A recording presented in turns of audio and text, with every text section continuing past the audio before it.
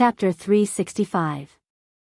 After taking a stroll around the internet, Chen Guang felt an indescribable sense of satisfaction in his heart. As a noob who used to have 3,000 points, it was impossible for him not to feel proud after playing blindly for a few days. He logged into his account and saw that there were so many friend requests that he couldn't count them all.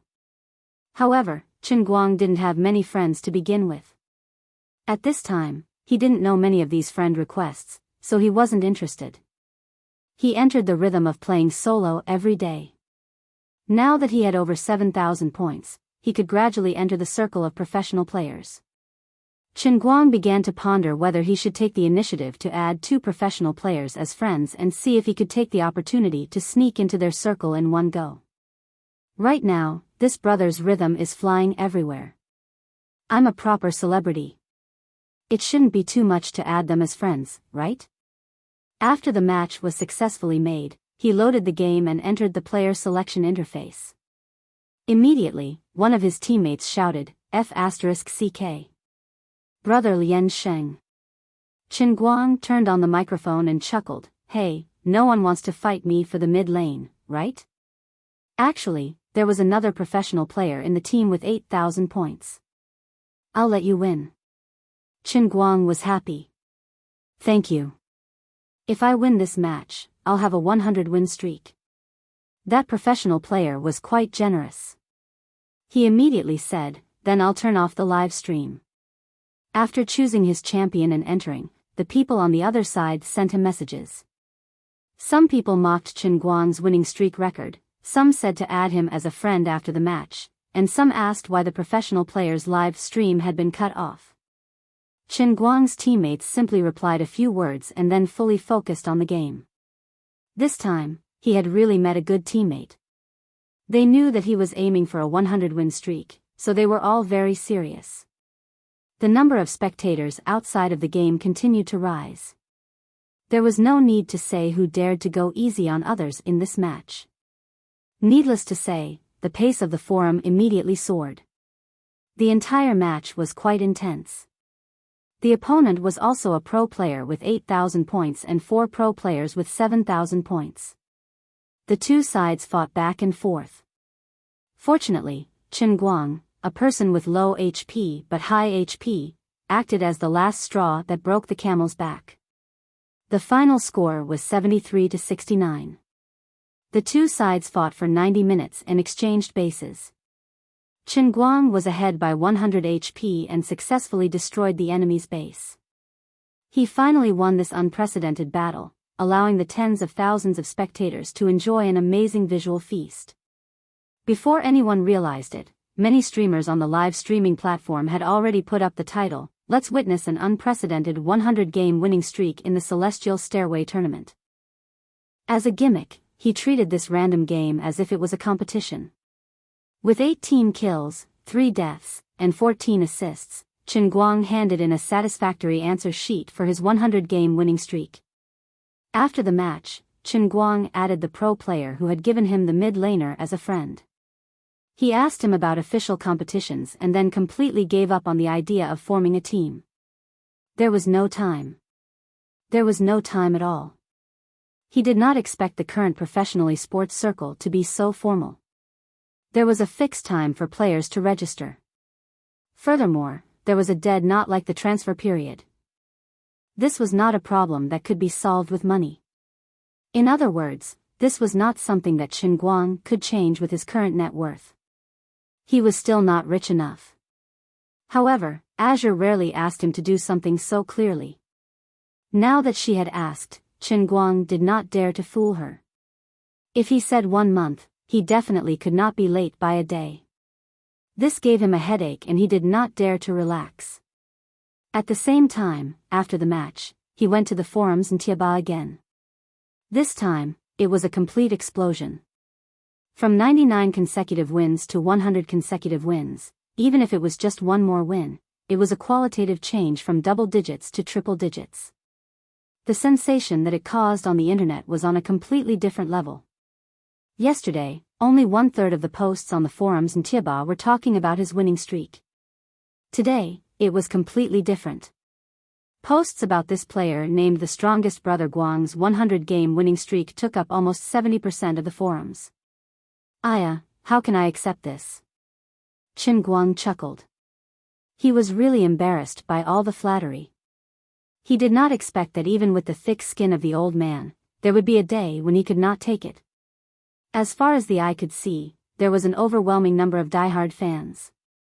Some of the words even made him, the initiator, feel embarrassed. What? There would definitely be haters? He did not see them. When he was posting on Weibo, he had already mastered the skill to automatically filter out haters. After browsing the forums for half a day, he put down his computer and suddenly had a vague feeling in his heart. He fiercely clapped his hands. It seemed that he had been going in the wrong direction all along. He always wanted to prove that he was the strongest in the world, so he had to win the International Invitational Tournament. Actually, looking at it now, this was a completely wrong way of thinking. Just like his racing, he did not participate in the WRC rally race that was broadcasted live on TV. Instead, he only created history in the Xiangjiang gambling race that was influential in the underground racing world. It was basically the same for the Dota incident. He did not necessarily have to win the official championship. He just had to become the undisputed strongest player that everyone knew at a glance. Everyone ridiculed God Wanjin every day, but they were just saying it. No one had really done it. In this way, I will take the throne of God Wanjin in the Chinese server, European server, American server, and Southeast Asian server. Regardless of whether I participate in the international competition or not, there will at least be countless people who will recognize me as the number one in the world, right? Suddenly, he had a goal. He was relaxed and happy. He sprinted towards God Wanjin. In the next 7 days, he really rushed to score points like crazy. His winning streak ended at 135 rounds. Not only did this not affect his condition, but it made him even more unstoppable. When he finally stopped rushing to score points, his celestial stairway points had already stopped at the terrifying number of 10,059. God Wanjin, who had been ridiculed for many years, finally turned from a joke to a reality. The whole country was jubilant. Even the professional player who added him as a friend was instructed by the team leader to ask him if he was interested in becoming a professional player. Actually, this professional player did not know that recently, Qin Guang had also become obsessed. Many times, he simply placed the trash can beside him, vomiting as he played. Originally, he could only play 15 rounds a day, but now he was forced to play a few more rounds. To others, this was a game. But to Qin Guang, playing until the last few rounds every day was completely torture. Thus, he tactfully rejected the other party's invitation. It was not that he was incapable to become a professional player, but that he could not hold on.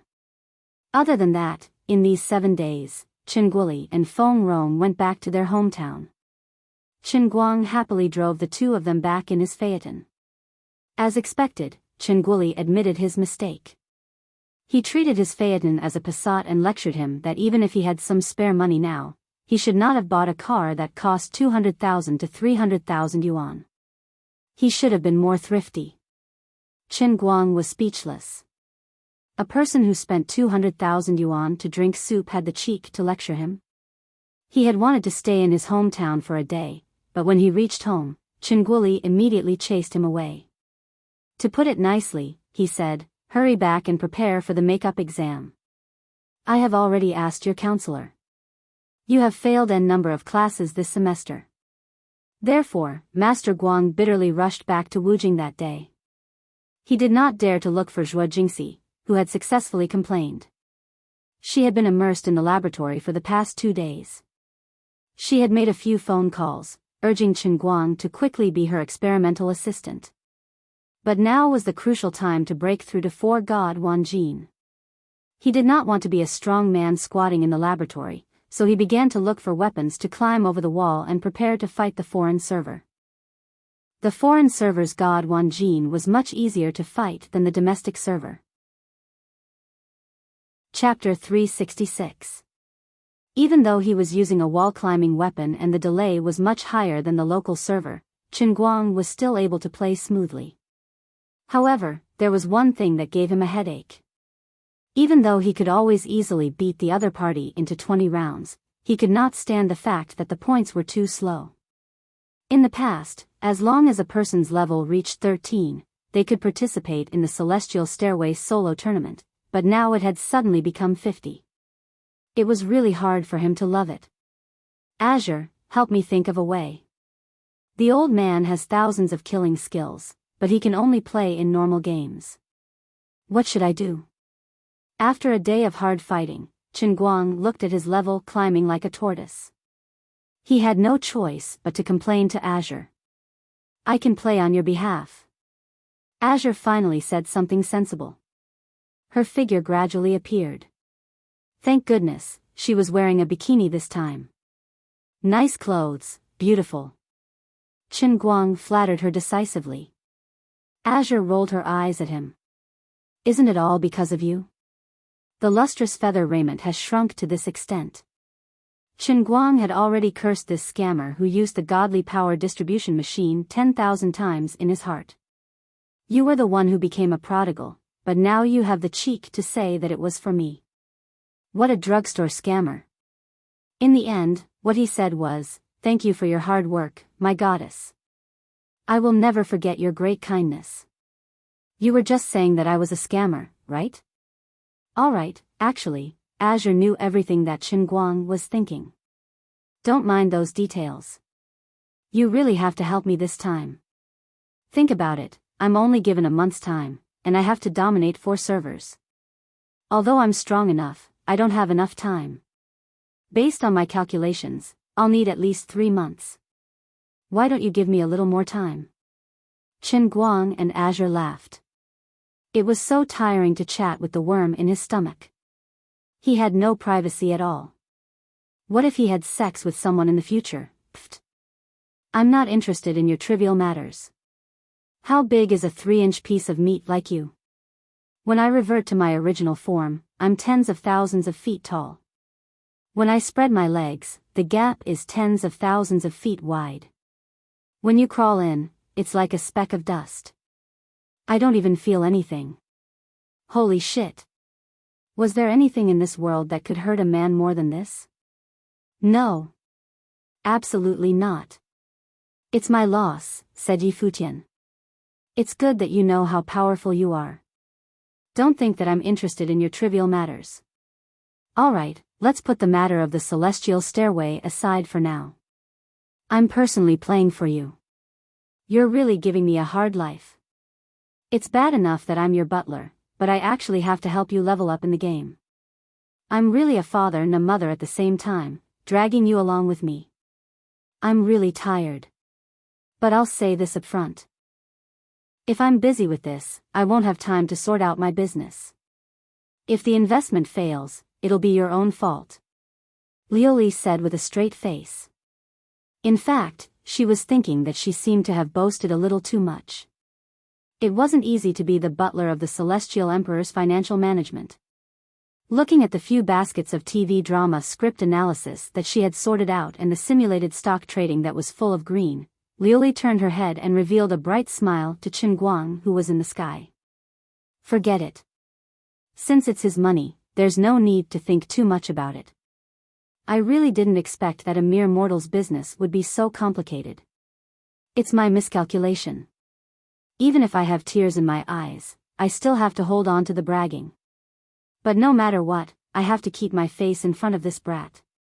Now, I can use the excuse of being his substitute player to shift the blame. I'll just find a suitable opportunity to spend his money.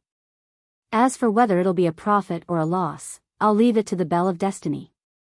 Chen Guang also ridiculed in his heart. To be honest, let's not talk about the business you've learned. Even if you watch TV dramas for another year, such as Golden Age and Golden Moon, it's still useless. Are you looking down on my business? Lioli said in a gloomy tone. There's no way to continue this conversation. She knows everything I'm thinking. Chen Guang didn't feel good at all. Alright, I won't joke with you anymore. It's quite tiring to find out what you're thinking. In short, leave the celestial stairway to me. Within 12 days, I'll give you 8,000 points on the European, American, and Southeast Asian servers. As for the rest, you'll have to do it yourself. If I do it all, I'll become a substitute player, and I won't be able to stand up. After saying that, Lioli intended to disappear again. Wait. I have a question. How can you get 8,000 points on 3 servers in 12 days? That's impossible. Also, do you know how to play Dota? Only then did Chen Guang realize the loophole in Lioli's words. She abruptly turned her head and looked at him from afar with a disdainful expression. She only said coldly, I'm Jiangliuxio. In addition, I can play 3 games at the same time. F***ck. 10,000 mythological beasts galloped through Chen Guang's mind. Every time he had played against Jiangliuxio in the past, he had always been suppressed to the point where death was better than life. So it was her. This was even worse than opening a map. As soon as I had a thought in my mind, she knew it. What was the point of fighting? The old man didn't complain about his loss. In fact, when he had played against Jiangliuxio, Chen Guang had also discovered the problem. In terms of operating level, she was actually not as good as him. The gap was very small, but he could feel it. The reason why he lost to her was because of the all-knowing hook that she used. Speaking of which, her 3 games were a bit scary. Was she the legendary goddess of tentacles?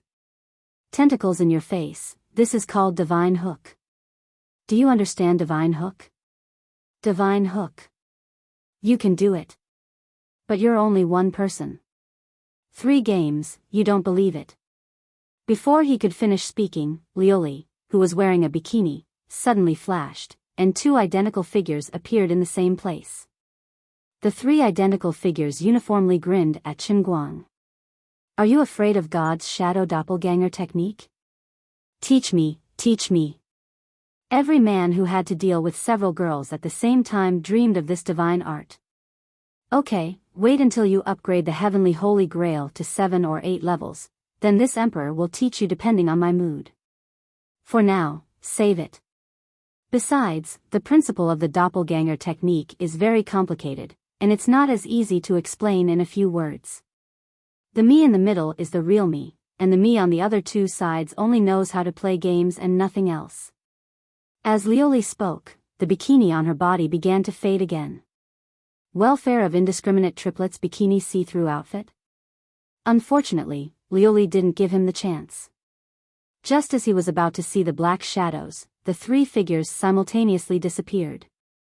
Once this matter was settled, Chen Guang's 10 days of accumulating points could be considered to have come to an end. Actually, even without Lioli taking the initiative to say it, Chen Guang himself felt that he couldn't hold on any longer. He really couldn't be a professional player. To him, this was really just a leisure activity. Even without the hellish training from back then, he really couldn't be the kind of person who only played games all day and didn't care about anything else. When he played games for too long, it became a pain for him. Fortunately, he was temporarily free from it. After getting rid of the most troublesome and boring thing, for the first time, Chen Guang felt that having Lioli around was really worry-free. Tomorrow, he would go to Teacher Zhuo's laboratory to take a look. If he didn't slow down his train of thought, he would really collapse. He decisively took out his phone and called Zhuo Jingxi. It was almost evening, but she still seemed to be busy. When she heard that he was finally willing to come over, Zhuo Jingxi was also very happy. After hanging up, she unconsciously rubbed the car key in her pocket and took out a stack of paper from the side of the laboratory table. On it was the Mercedes-Benz 400L temporary rental contract. These were the things that Zhuo Jingxi, who had been distressed for the past few days, took out the time between experiments to sort out. She had no other way. Right now, the transfer of the car would cost at least tens of thousands of yuan. She definitely couldn't let Chen Guang pay for it. She had to pay for it herself. Zhuo Jingxi really couldn't afford it, so she had no other choice. Moreover, Chen Guang might not agree to the transfer. After all, she still had to put on an act in front of her parents. If they found out that she had just bought the car, it would be a small matter if Chen Guang's boat was overturned. God knows how many more Zhou Longs would appear. Sigh, she could only try to sign this contract with him. That way, she would feel a little better. Even though she knew that he most likely wouldn't agree, she could only give it a try. Chapter 367. I definitely can't sign this contract. Teacher Zhua, don't waste your time. I just need to remember this. There's no need to put it on paper. Sure enough, when Chen Guang arrived at the lab the next morning, he shook his head violently when he saw Zhua Jingxi's contract. He refused to agree. Zhua Jingxi had dragged him to the office next door to talk about this. Hearing his loud objection, she was shocked. She desperately winked at him, telling him to keep his voice down. She said, "But if you don't sign it, I'll feel bad." Chen Guang waved his hand indifferently. "What are you feeling bad about? It's not like you don't know how rich I am. This is nothing. It's nothing. Also, look at what's written in the contract. The rental fee will be calculated according to the current market price. When the car is returned, it will be compensated. The rental period is about 1 to 2 years. Zhua Jingxi nodded blankly. Yes, is there a problem? Chen Guang grinned. Then do you know how much a Mercedes-Benz E400L costs to rent? How much? Zhua Jingxi hadn't checked, so she wasn't sure. She just felt that she should write this in. At least 1,500. 1,500 a month? It can't be that cheap, right? Chen Guang shook his head. 1,500 a day. Zhua Jingxi's face fell. 1,500 a day. How much would it cost to rent it for a year? She couldn't be bothered to calculate. She knew that it was an astronomical figure for her. Seeing her sad expression, Chen Guang smiled and patted her shoulder. All right, don't be like this. It's not a big deal. I really don't care about the money. It's you who insisted on keeping it in your heart. Now that I've said it out loud, you're so nervous. How can I say it out loud? But that's a car worth hundreds of thousands. Zhua Jingxi still couldn't understand. Chen Guang smiled. You see, to you, it's a car worth hundreds of thousands. But to me, let's calculate how much money I have. Let's say it's 180 million. This car is equivalent to 4/1000 of my wealth. Teacher Zhua, how much is your monthly salary? Zhua Jingxi nodded blankly. More than 4,000.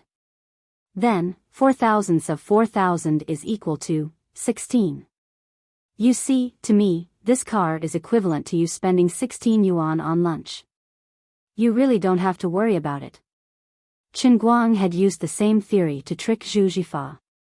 Now, he was using it again on Zhua Jingxi, and the effect was just as good. Sure enough, she was tricked by Chen Guang.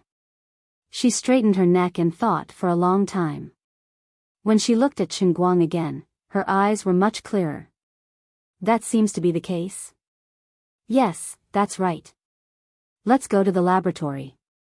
You drive the car first. You can decide after I graduate.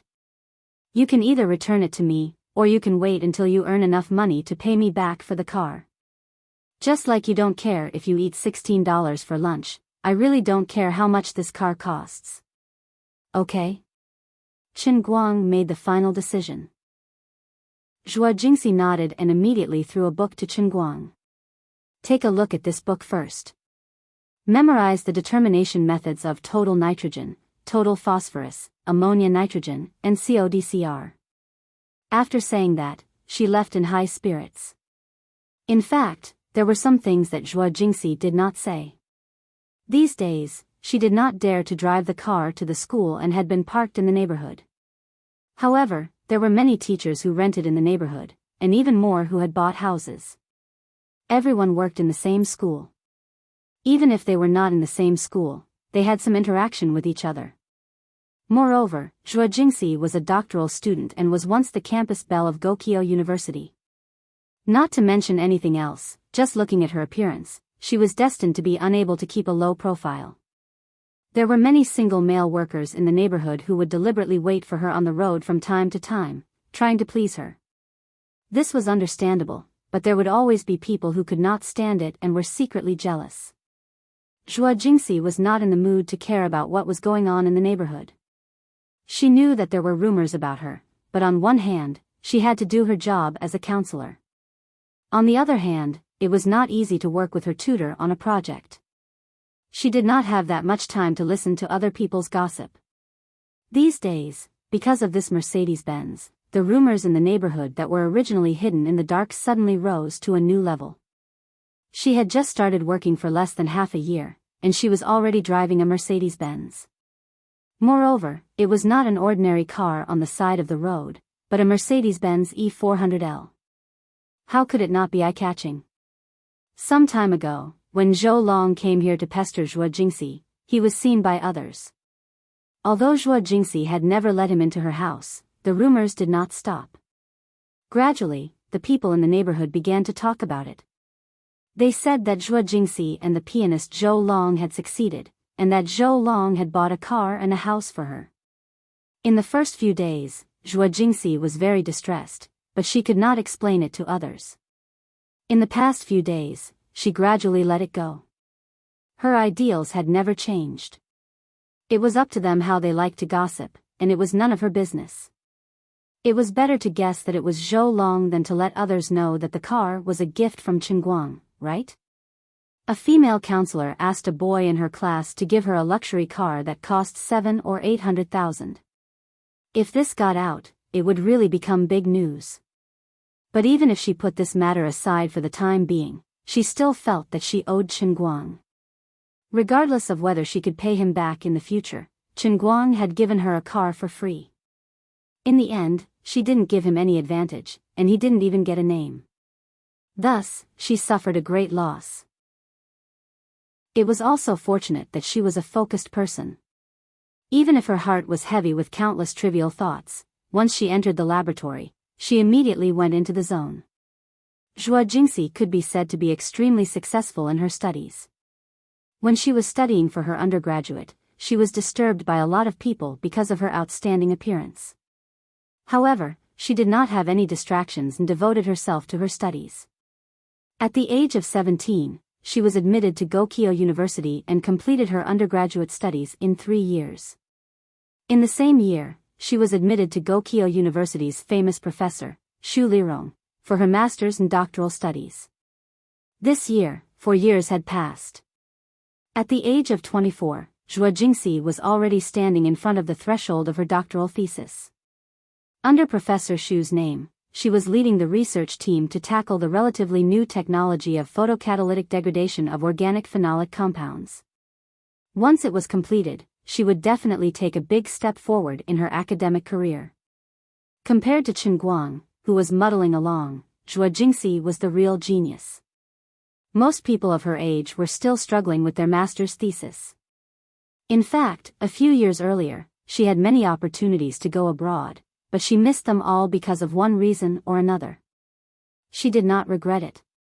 As long as she did her research well, she could publish her doctoral thesis on CNS, and successfully obtain her doctorate, she would immediately become a technical expert in the country.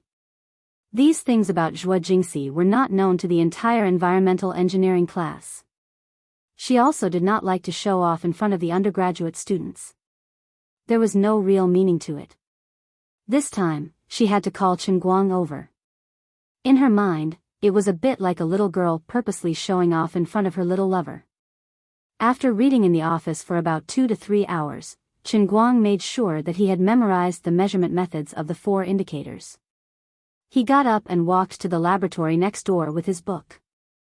After 3 years of undergraduate study, this was the first time he entered the school's laboratory building. Everywhere he went, he felt fresh. Smelling the smell of medicine in the air, he felt that it was especially fresh. He stepped into the laboratory door. On the other side, Zhuo Jingxi was looking at the data with a frown. She was thinking hard, and then suddenly seemed to understand something. She picked up her notebook and wrote and drew. After organizing a pile of data, she let out a long sigh of relief. When she got up and turned around, she saw Chen Guang and was shocked. During the time that Zhuo Jingxi was lost in thought, Chen Guang had already roughly looked at the members of her research team. Including herself, there were a total of 4 people in the laboratory. There was 1 guy and 2 girls. They looked like graduate students and should be members of Zhuo Jingxi's research team. The 2 girls were average-looking, and the guy was tall and handsome. However, in Chen Guang's eyes, he was inferior to him. It seemed that he had heard that he was coming. This guy's eyes were not very friendly. Love rival? You're using your head to fight with me. Before Zhuo Jingxi could speak, the guy took the initiative to speak. You're Chen Guang, right? Hello, my name is Luo Jin. I'm also Professor Shu's graduate student. I've been doing experiments with Teacher Zhuo for 2 years. You're the first undergraduate student to come to our group to join in the fun. He said hello, but the first thing he did was show off that he and Zhuo Jingxi had known each other for 2 years. Then he turned around and said that Chen Guang was here to join in the fun. He really did not come with good intentions. Chapter 368. Chen Guang thought that he had just arrived, and this was just a whim. He might not want to come in a few days, so there was no need to fall out with this guy. Luo Jin was very hostile towards Chen Guang, but Chen Guang didn't see him as an opponent at all. Although Chen Guang treated Zhuo Jingxi very well, he didn't have any other thoughts. Everyone was lustful, and he couldn't deny that it felt good to peek at Zhuo Jingxi's body, but that was it. He never thought that he would develop that kind of relationship with Zhuo Jingxi. Besides, so what if this guy had known Zhuo Jingxi for 2 years? The relationship between people couldn't be summarized by the length of time they had known each other. For example, Zhou Long and Zhuo Jingxi had known each other since they were young, but in her heart, Zhou Long was probably no different from an annoying fly. Zhuo Jingxi's mind was immersed in the experimental data, and she didn't notice Luo Jin's hostility towards Chen Guang at all. She didn't think much about it, and called the other 2 girls over to introduce them to Chen Guang. Unlike Luo Jin's hidden hostility, these 2 senior sisters were quite friendly. One of them was called Hua Ling, and her hometown was in the northeast. The other was called Zhongyu, and she was slightly prettier than Hua Ling. She was actually from the same hometown as Chen Guang. It wasn't a far-fetched story, but a senior sister from the same high school in the same county. She graduated 2 years earlier than Chen Guang, and was now in her first year of postgraduate studies. Originally, Zhuo Jingxi planned to arrange for Luo Jin, a senior in his 3rd year of postgraduate studies, to show Chen Guang around the laboratory. Since Zhongyu and Chen Guang were from the same hometown, she might as well take the initiative to do this. Chen Guang was also happy to make such an arrangement. He didn't want to deal with Luo Jin. Luo Jin was a little unhappy, but he didn't say anything in the end. He just went to do his own things. Chen Guang, watch me do it once and familiarize yourself with the process of the experiment. Today, you're here with your eyes. Watch first, understand first, and help me from time to time. It's your turn to do the experiment in 2 days. Zhongyu said happily. She was quite happy to meet an old friend in a foreign land, and she was quite cheerful. Chen Guang nodded. Thank you for your guidance, senior sister. Zhuo Jingxi's experimental topic was neither big nor small. Using photocatalysts to catalyze the degradation of pollutants in water bodies, similar research has been done for a long time in the world, but each person's research direction was different. Zhuo Jingxi is targeting phenolic organic compounds. Combined with the current situation of the domestic pulp and paper industry, if a suitable direction can be explored, it is bound to effectively reduce the emission of volatile phenolic pollutants and further reduce the total amount of dioxin pollutants. It was easier said than done. There are many types of photocatalysts, and the research difficulty is not small. Zhuo Jingxi spent a whole 2 years just to get started. The analysis of the catalytic decomposition effect of a single photocatalyst is her master's graduation thesis. Later, she found that the effect of the mixed type of catalyst has been improved, and the cost of water treatment has been greatly reduced. It can be further explored from the laboratory stage to industrial application. There are as many as dozens of photocatalyst materials, and some of the precious metals are extremely expensive. With her status as a doctoral student, it is impossible to maintain such a huge research project. Fortunately, her supervisor, Xu Lirong, recognized her research results and intervened in time to further expand this original master's thesis topic and declare it as a big project. Zhuo Jingxi only needs to be responsible for the exploration of the catalytic effect of the mixture of three materials. As a doctoral thesis, although it still seems too high-end, it is barely achievable. Even so, it is not easy. She has to constantly explore, constantly adjust the mixing ratio of the three materials, and then continue to explore the optimal ratio, which is the best concentration of the reaction. How many grams of photocatalyst powder is the most suitable for 1 liter of phenol wastewater? This was another huge problem. The effect of catalytic degradation was not necessarily better with more photocatalysts. In addition, if the cost was so high that it could not be applied in the industry, then the scientific research project would become a castle in the air, and there would be no way to start. In addition, it is necessary to polish the most suitable light wavelength for the photocatalytic reaction and constantly fine-tune the absorbed light wavelength to determine the catalytic effect.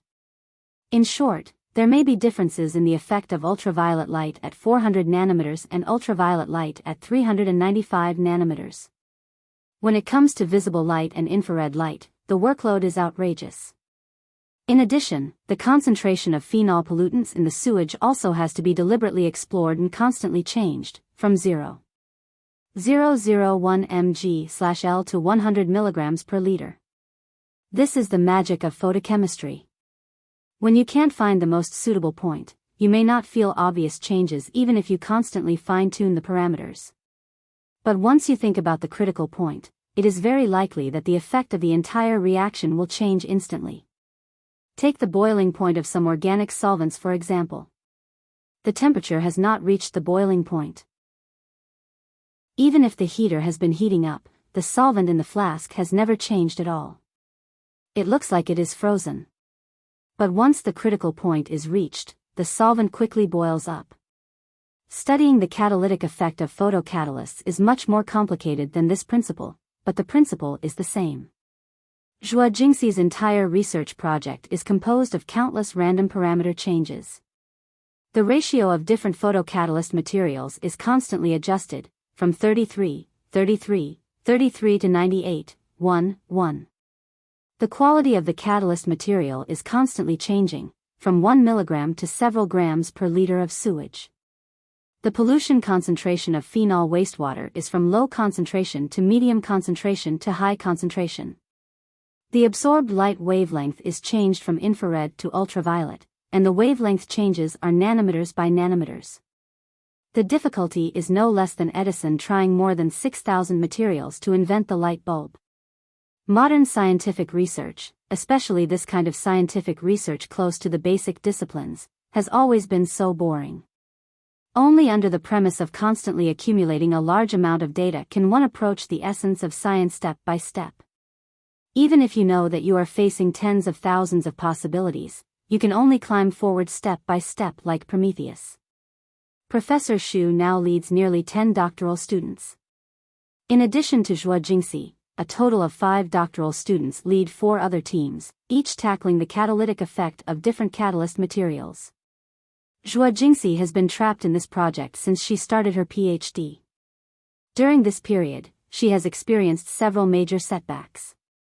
For example, in the beginning, she had chosen nanoiron dioxide, zinc dioxide, and silicon dioxide as the entry point, and had chosen platinum as the coordination chelation material.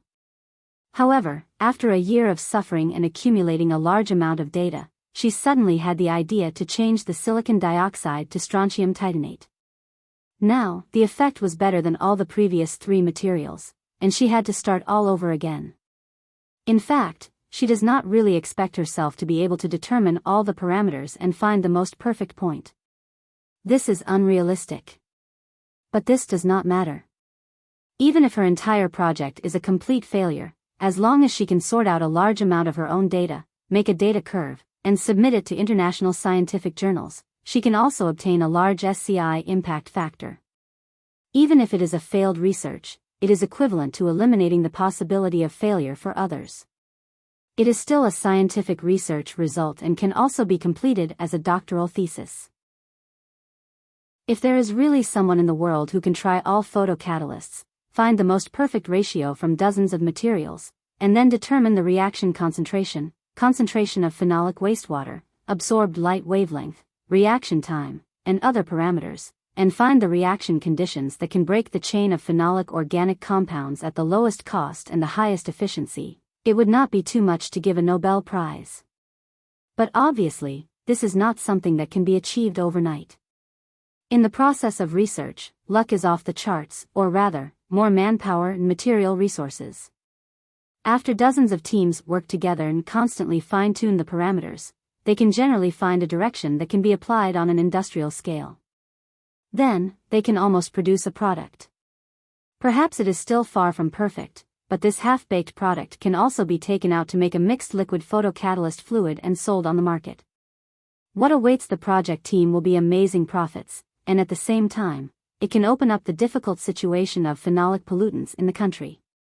The scope that Chen Guang can participate in now is a little further. In the corner of the huge laboratory, there is a set of biochemical treatment simulator. In this simulator, it can generally reflect the biodegradability of phenolic pollutants after the chain is broken. This is the smallest point in the scope of industrial application. This is actually Zhuo Jingxi's worst-case scenario. If she really can't make a breakthrough in the general direction, then she will start from a small point and specifically implement the process of microbial biochemical reactions.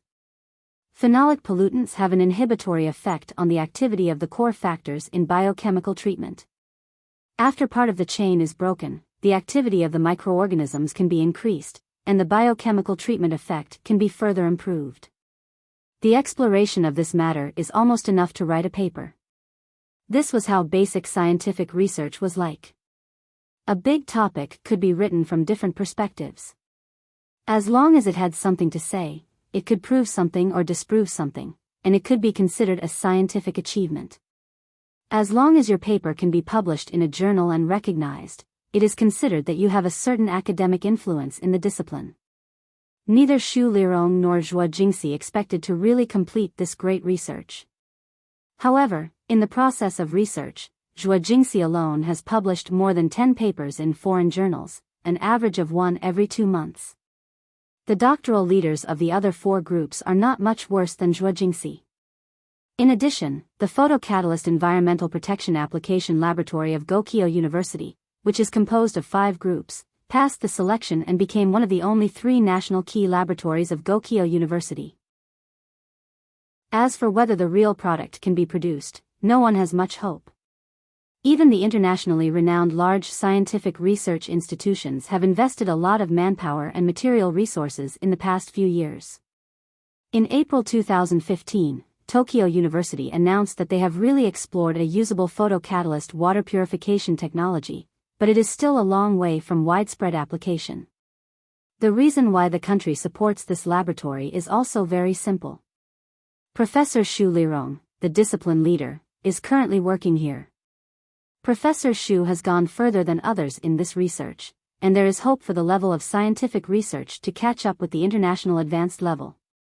Industrial application may be 10 years later, but if they don't do it now, they will never catch up with foreign countries. This is something that they know is impossible, but they have to do it. This is the norm of modern scientific research.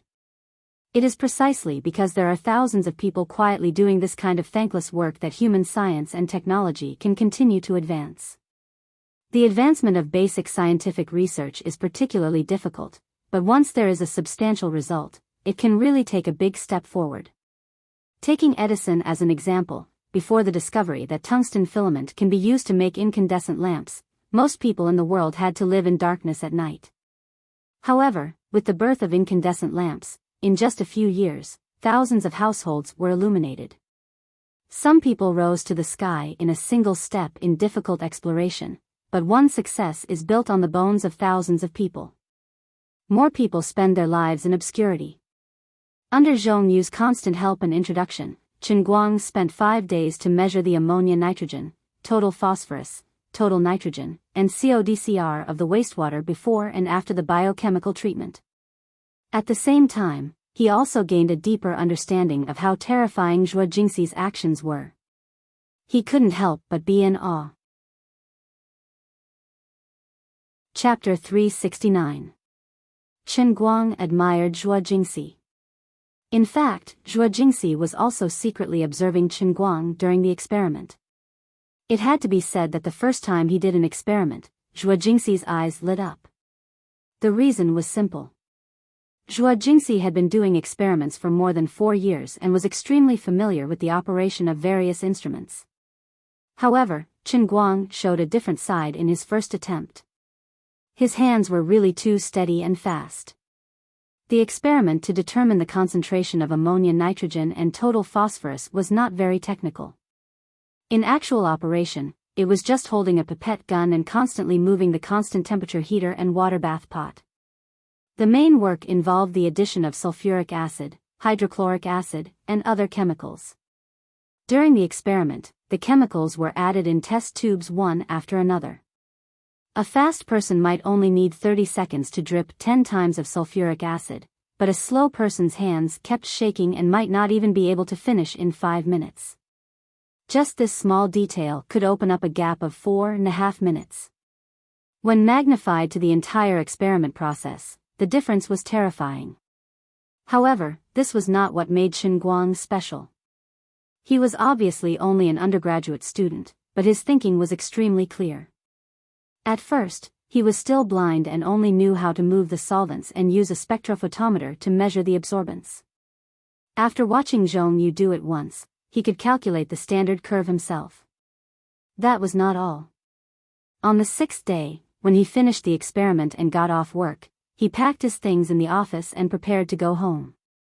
Chen Guang took the initiative to find her and asked her why the biochemical simulator, which consisted of an anaerobic tank and 2 aerobic pools, was designed this way, and why the ratio of different pool sizes was different. He also asked why the parameters such as residence time and pH value were adjusted this way. When he asked her why the anaerobic tank and the 2 aerobic pools had a pollutant removal rate of 80%, 55%, and 35% respectively, Zhuo Jingxi was completely stunned. Zhuo Jingxi was stunned for a long time. Her brain, which had been numb from all the experiments, finally came back to her senses. She looked at him quietly. "I've seen your academic results for the past few years. Although you didn't fail many subjects, you didn't get more than 90 marks in any of them. I thought you didn't like studying, so I wanted to bring you to the lab to experience the atmosphere. Only now do I feel that you've really wasted your brain." She was a little angry as she said that. She stretched out her fair finger and poked Chen Guang's forehead. "My heart aches for you. You're so smart, why don't you spend some time learning?" Chen Guang scratched his head in embarrassment. "You can't blame me. The atmosphere in our dormitory is like that." In the beginning, everyone applied for this major because environmental protection was a new industry and it would be easier to find a job in the future. But most of the seniors who graduated early went to work for companies to write fake postgraduate studies or environmental impact assessments. Or, if they had a better footing, they would take the civil service exam. But the other 50% of them had changed careers. They feel that there's no future in their major, and they can't be serious even if they want to. They all think that they'll change careers in the future anyway. As Chen Guang said that, Zhuo Jingxi also sighed. He was not talking nonsense.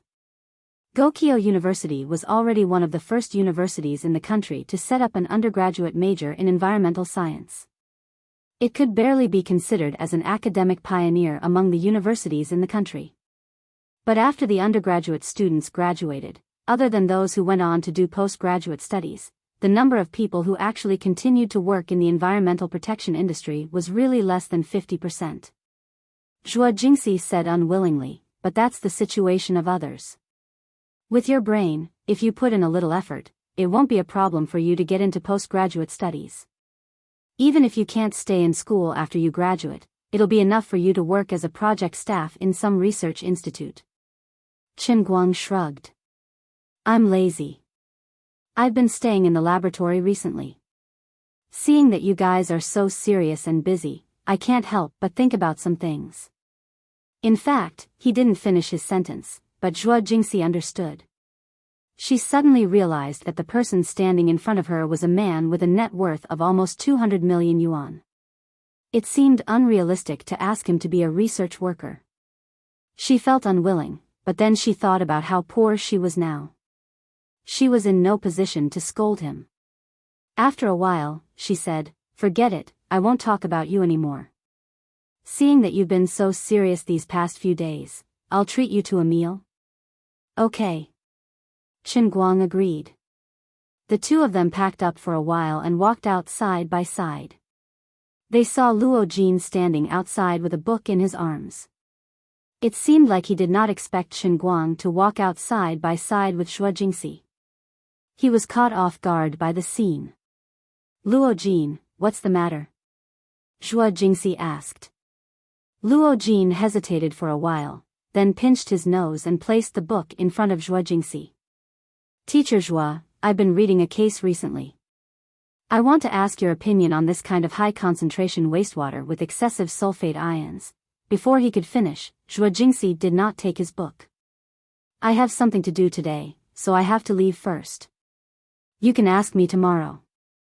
"I'm sorry." Luo Jin did not expect her to reject him so easily.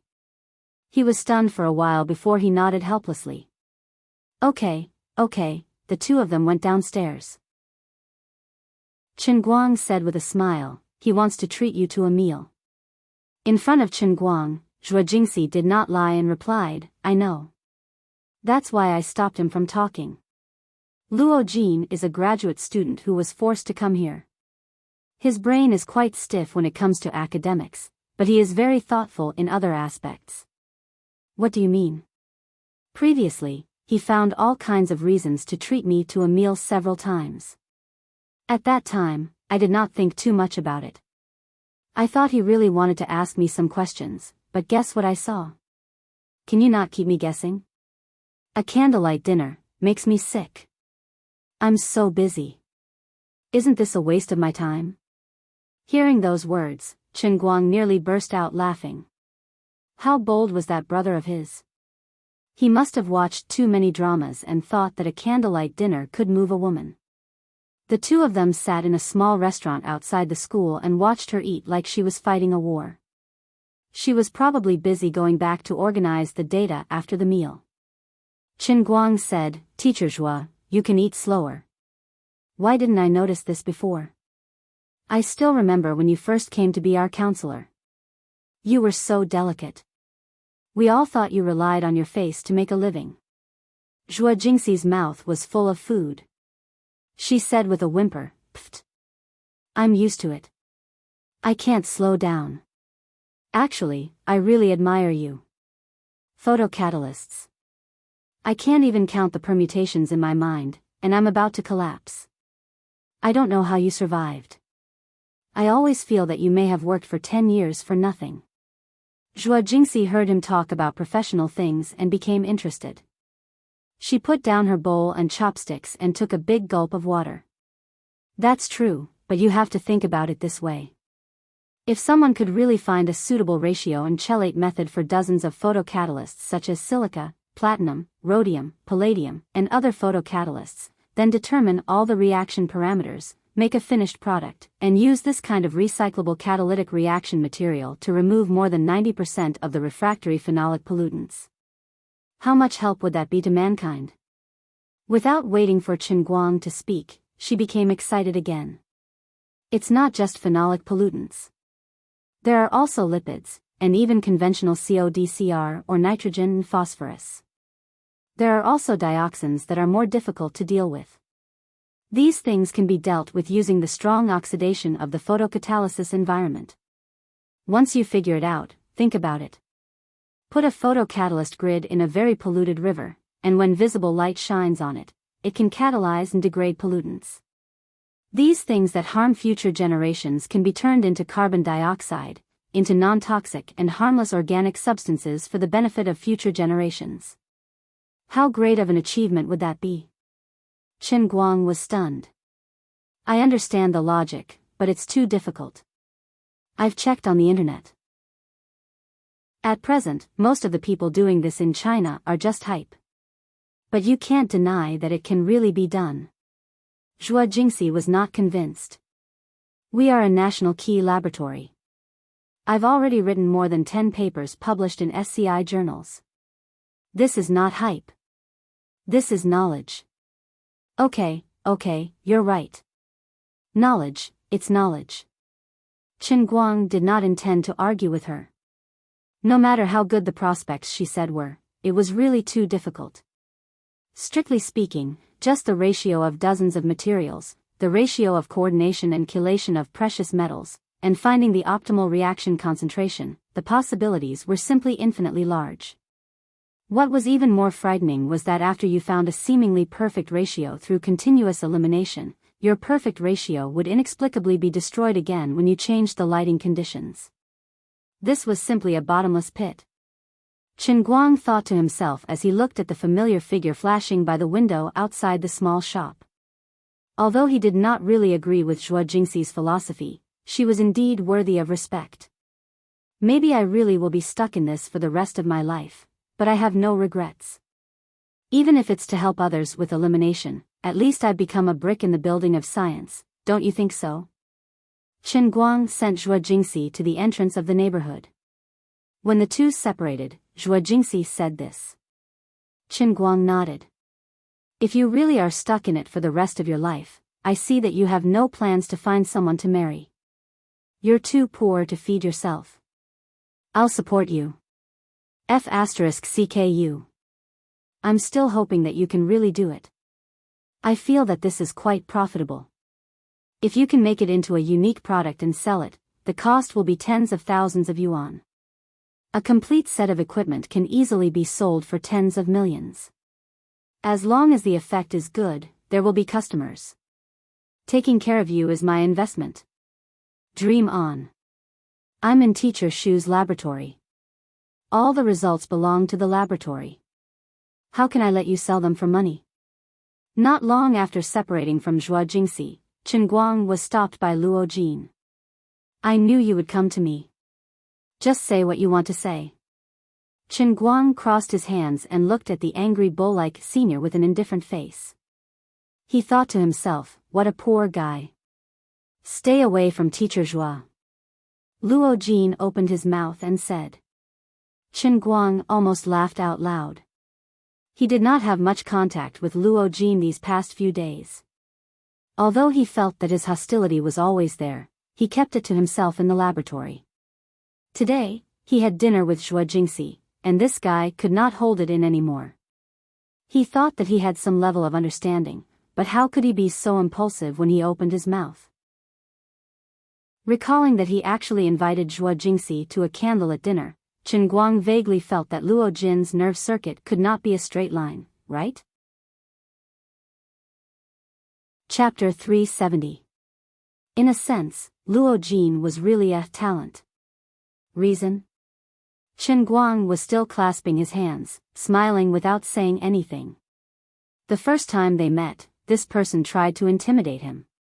He didn't pay attention to him at that time, but now he was doing it again. Luo Jin was stunned. He thought that Chen Guang would run away, but he didn't expect to be questioned instead. Obviously, he didn't know what to say next. In fact, Luo Jin had heard about Chen Guang before.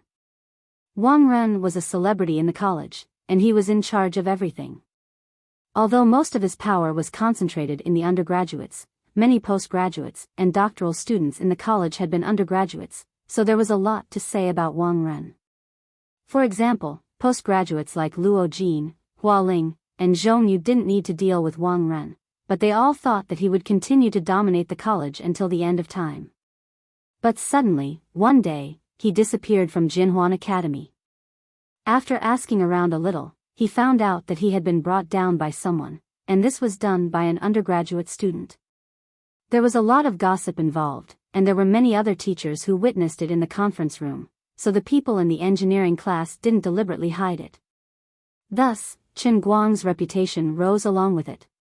If it was just an ordinary undergraduate student following Zhuo Jingxi to the lab, Luo Jin wouldn't think too much about it. But Chen Guang was an influential person in the college. Seeing the two of them walking out of the office together, Luo Jin couldn't help but make wild guesses. For some strange reason, he had quietly followed the two of them out of the school. Then, he saw the two of them eating together, and their attitudes were exceptionally intimate. He thought about the few times he had invited teacher Zhuo to eat. She had either politely rejected him, or found an excuse to leave after 2 bites of food. At this moment, Luo Jin finally couldn't sit still anymore. This was the reason why he jumped out to obstruct Chen Guang's path. But now that Chen Guang asked him about it, what was the reason? You're still an undergraduate. You should focus on your studies. This is a national key laboratory. You'll only be a hindrance. Luo Jin thought for a long time and finally found a suitable excuse. Hearing those words, Chen Guang's smile grew even more radiant. This fellow was clearly here to cause trouble, but he's so innocent that it's hard to hate him. Senior, why don't you think of a more reliable explanation? I've been in the laboratory for a few days now, so which eye of yours saw that I'm more of a hindrance to you? Zhong Yu was supposed to be busy with the ammonia nitrogen and total phosphorus testing, but I helped her do it today. She was also freed to help teacher Zhuo with the photocatalyst pretreatment. That's not a hindrance, right? Luo Jin wasn't Chen Guang's opponent when it came to bickering with words. It was also because Chen Guang didn't want to ruin Zhuo Jingxi's reputation. Otherwise, he could just reveal the matter of the Mercedes-Benz E400L, and a brat like Luo Jin would be sent flying. He felt wronged. When he was a graduate student, he was working with another PhD student. Later, he met Zhuo Jingxi at a meeting and fell in love at first sight with this beautiful PhD student who was the same age as him. He felt extremely wronged. When he had just been admitted as a postgraduate student, he was originally working with another PhD student. Later, he happened to see Zhuo Jingxi at a meeting and fell in love at first sight with this beautiful PhD student who was the same age as him. Even if he did not hesitate to offend others, he had to beg his grandfather and grandmother to switch to Zhuo Jingxi's project team. 2 years had passed, and he had indeed changed from a fresh and hot graduate student to a barely qualified research dog. He could help Zhuo Jingxi with the experiment, but she kept her distance from him. Luo Jin also understood. His family was average, and his academic ability was not as good as Zhuo Jingxi's. His academic qualifications were also lower than hers, but he always wanted to move her with his true feelings. He thought that a strong research woman like her would always need a gentle and considerate man to care for her. Of course, he was the best choice. He persisted until Chen Guang, the fresher and hotter undergraduate student, suddenly appeared in the laboratory. Chen Guang and Zhuo Jingxi would accidentally reveal their intimate attitudes from time to time, making the stubborn Luo Jin unable to eat or sleep in peace. He didn't think too much about it, but now he realized that he couldn't win against the other party. Alright, don't look so sad. You were the one who came to pick a fight, but you make it seem like I'm bullying you. Let's go our separate ways. I'm only in the mood to come to the laboratory for a while. When school starts next semester, you won't be able to see me even if you want to. Chen Guang finished speaking and left. After a few words today, he had seen through Luo Jin. Zhuo Jingxi was right. His thinking was rigid and somewhat self-righteous. If he really was a genius student, he could be of great help to Zhuo Jingxi in scientific research, and maybe Chen Guang would be a little more vigilant. But with his current appearance, he could at most be a research laborer if he worked hard for the rest of his life. He would be slightly higher than a research dog, but the gap between him and Zhuo Jingxi would only get bigger and bigger. Zhuo Jingxi was a person who put her heart and soul into learning, so there was no way she would waste her time on someone like that. She still allowed him to stay on the project team because he was a simple-minded person, and it was convenient to use him in experiments. Seeing Chen Guang walk away without looking back, Luo Jin's face turned green and white. In the end, he could only pinch his nose and go back dejectedly. The next day, Chen Guang arrived at the laboratory a little late. When he entered the door, he saw that the laboratory was covered with dark clouds, and everyone had worried expressions. "What's wrong?" Chen Guang walked up and asked. Luo Jin looked at him and didn't answer. Zhuo Jingxi frowned and sat on the chair thinking about something. She didn't seem to notice that Chen Guang had come. Zhong Yu explained, "Our atomic spectrometer is malfunctioning. It will take at least 3 to 4 days for the maintenance to come. The malfunction is quite serious, and we don't know how long it will take to fix it." Chen Guang wondered, "Can we borrow it from the lab next door?" Zhong Yu shook her head, "Not our team. The imported one used by the entire lab is broken, and we can't borrow it. The domestic ones aren't accurate, and the data produced isn't accurate." On the other side, Zhuo Jingxi thought for a while and suddenly took out her phone to make a call. After Zhuo Jingxi left the room, Luo Jin suddenly said, "Chen Guang, go do your own thing. The spectrometer has nothing to do with your experiment, so don't stand here and cause trouble." "Brother Luo, why are you talking like that?" Hua Ling, who was next to him, argued. Chen Guang looked at this northeastern senior. He didn't expect her to have such a strong sense of justice. Zhong Yu also looked at Luo Jin unhappily. Obviously, this senior who came for Zhuo Jingxi didn't get the respect of Hua Ling and Zhong Yu. Luo Jin's face darkened. "What did I say? He has never used an atomic spectrometer before. He's just an undergraduate. Did I say something wrong?" Chapter 371. So what if we're undergraduates? Who didn't start as undergraduates? Even if we don't know how to use it now, won't we learn it after reading the manual? Zhong Yu also started arguing with Luo Jin. She really could not stand this simple-minded senior. In the past, they only interacted with each other in experiments. His overly simple-minded personality could be of some help when dealing with data, but now with the addition of Chen Guang, he had completely become a troublemaker. It was said that one should help one's relatives but not reason. Chen Guang and Zhong Yu had graduated from the same high school. Even if they had only known each other for a short time, their relationship was much closer. Moreover, Luo Jin was not in the right. Luo Jin was stunned. He did not expect that in just a few days, he would become the outcast. He snorted and took out a book from the drawer beside him, slamming it on the table. "Fine, you said he will learn it after reading the manual. Fine, take a look. Can you understand it?" Luo Jin's last sentence was directed at Chen Guang. The three of them turned to look at the book on the table. The manual for the imported equipment was, of course, in English. Zhong Yu was quick-witted and immediately realized that Luo Jin was purposely making things difficult for Chen Guang. "I'll translate for him." Reading the manual with a translator? Are you here to do experiments or to be a big boss? Luo Jin finally got cocky. Chen Guang had a crooked smile on his face. It seemed that his reputation in the school was not big enough. These people only knew that he had chased Wang Ren away, but they did not know how the feud between him and Wang Ren came about. If he knew a thing or two, he would not have dared to talk about it in front of him. It was all in English. How could he do that? "You said I can't understand it?" Chen Guang waved his hand, indicating that Zhong Yu did not need to worry. He grabbed the manual and began to read it. He read the first 2 sentences in English, and it was the old-fashioned way. His pronunciation was perfect, and his pronunciation was clear. He read it as soon as he picked it up, unlike the other students who had to ponder over it for a while. Luo Jin and the other 2 had yet to recover from their shock when Chen Guang suddenly switched to Mandarin. This was even more frightening.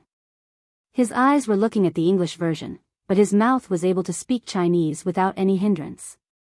He spoke extremely fast and did not stutter. He did not even use his brain at all. Simultaneous translation was nothing more than this. There were some self-taught undergraduates who were particularly interested in English, but unless they were really English majors or language geniuses, under normal circumstances, how could an undergraduate be so fluent in English? Even a doctor like Zhuo Jingxi was far from being able to do this. Zhong Yu smiled until her eyes squinted. Chen Guang really didn't embarrass the people of Lalai County. Luo Jin did not make a sound. He did not want to admit that he was actually very jealous of Chen Guang. His English was not very good, and every time he read foreign language literature and the operating manuals of imported equipment, it would be very painful. Therefore, he deliberately wanted to use this matter to mock Chen Guang. He did not expect to hit his head on the wall. At this time, Zhuo Jingxi walked in from outside and saw that Chen Guang was reading the manual. She already knew that Chen Guang's English was very good, so she did not bother to ask more. The haze on her face eased a little. Just now, Professor Xu helped to contact the school. He said that the School of Chemical Engineering has an analyzer that is temporarily vacant. I can borrow it. Although it is a little troublesome to take the samples and run to and fro, it will be over after a few days. Then, she asked Luo Jin and Zhong Yu to communicate with the School of Chemical Engineering. Professor Xu had already contacted them, so temporarily borrowing the vacant equipment was not a big deal. Brother Luo, you don't have to be so hostile to Chen Guang. I think he is very good. Downstairs, Zhong Yu could not help but say this. Luo Jin was not happy. Zhong Yu, what do you mean? I know that you and he are from the same hometown, but you can't think that I am making things difficult just because you have a good relationship with him, right? What did I say wrong? What's wrong? Chen Guang has helped me a lot. He stood there without moving, and you say that he is causing trouble? Also, why do you look down on him just because he is an undergraduate? You can't just read the manual, can you? Luo Jin turned his head away and did not dare to look at the aggressive Zhong Yu. I just thought that the average undergraduate is like that. How would I know that his English is so good? Anyway, I am not looking down on him. He was determined to act shamelessly, and Zhong Yu could not do anything about it. She knew that it was useless to say anything, so she could only sigh. In the laboratory, Chen Guang finally had the opportunity to follow Zhuo Jingxi to learn about photocatalysts. Zhuo Jingxi taught him from the bottom of her heart, but Chen Guang only listened for a while before he felt dizzy. It was not his fault that he did not have enough brain power. It was purely because he did not learn a lot of knowledge at the undergraduate level. For example, chelation reaction. He knew every word, and he could read the words that were combined together. He could also understand what this thing was about by searching it on the encyclopedia. However, when it came to the specific formation process of chelation, the formation of electron coordination bonds, and the principle of atomic stress, he was at a loss. To be more specific, to understand the principle of photochemical reactions, he also had to understand the principle of enthalpy and entropy changes. It was tragic to say that the preliminary study of these theories was in the course of physical chemistry. As a generation of last-minute grinding king who did not even go to the exam and was still studying courseware, Chen Guang felt that the formulas that he barely remembered were still miles away from practical application. Chen Guang was in so much pain that he wanted to die, but Zhuo Jingxi was talking excitedly. She really enjoyed this feeling. Facing him as a counselor, wanting to be his teacher was basically a failure. She could not bring out the dignity of a teacher at all. Fortunately, I am still a good researcher. Looking at his worshipful eyes, I feel really satisfied. If Chen Guang knew what Zhuo Jingxi was thinking at this moment, he might want to poke his eyes with his fingers. Teacher Zhuo, this look of mine is called worship? Can't you see that behind my sparkling eyes, there is a capital letter of confusion? Teacher Zhuo, can you let me go to the toilet? Chen Guang could not hold it in anymore.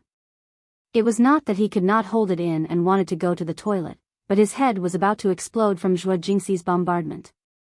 He only felt that the sky above his head was filled with complex formulas that he had never seen or heard of before. Her eloquent manner looked like she was teaching someone, but in reality, she was talking to herself. Chen Guang was dumbfounded, and Hua Ling, who was next to him, was barely able to hear it. However, Zhuo Jingxi herself did not notice it at all. People who were obsessed with scientific research would often be in this state. It seemed like they were discussing with someone else, but in fact, their brain had already started to spin quickly, and it was basically the same as talking to themselves. After strolling outside for a few minutes, Chen Guang estimated that Zhuo Jingxi had already gotten over it.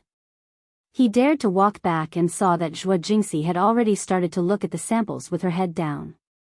He let out a long sigh of relief. Going to the toilet was really useful. However, just as he sat down, Zhuo Jingxi suddenly turned around and saw him. She smiled and said, "You're finally back." "Where was I?" F***CK. Again? Chen Guang hurriedly waved his hand. "Teacher Zhuo, you can continue with the experiment first." "No rush, no rush.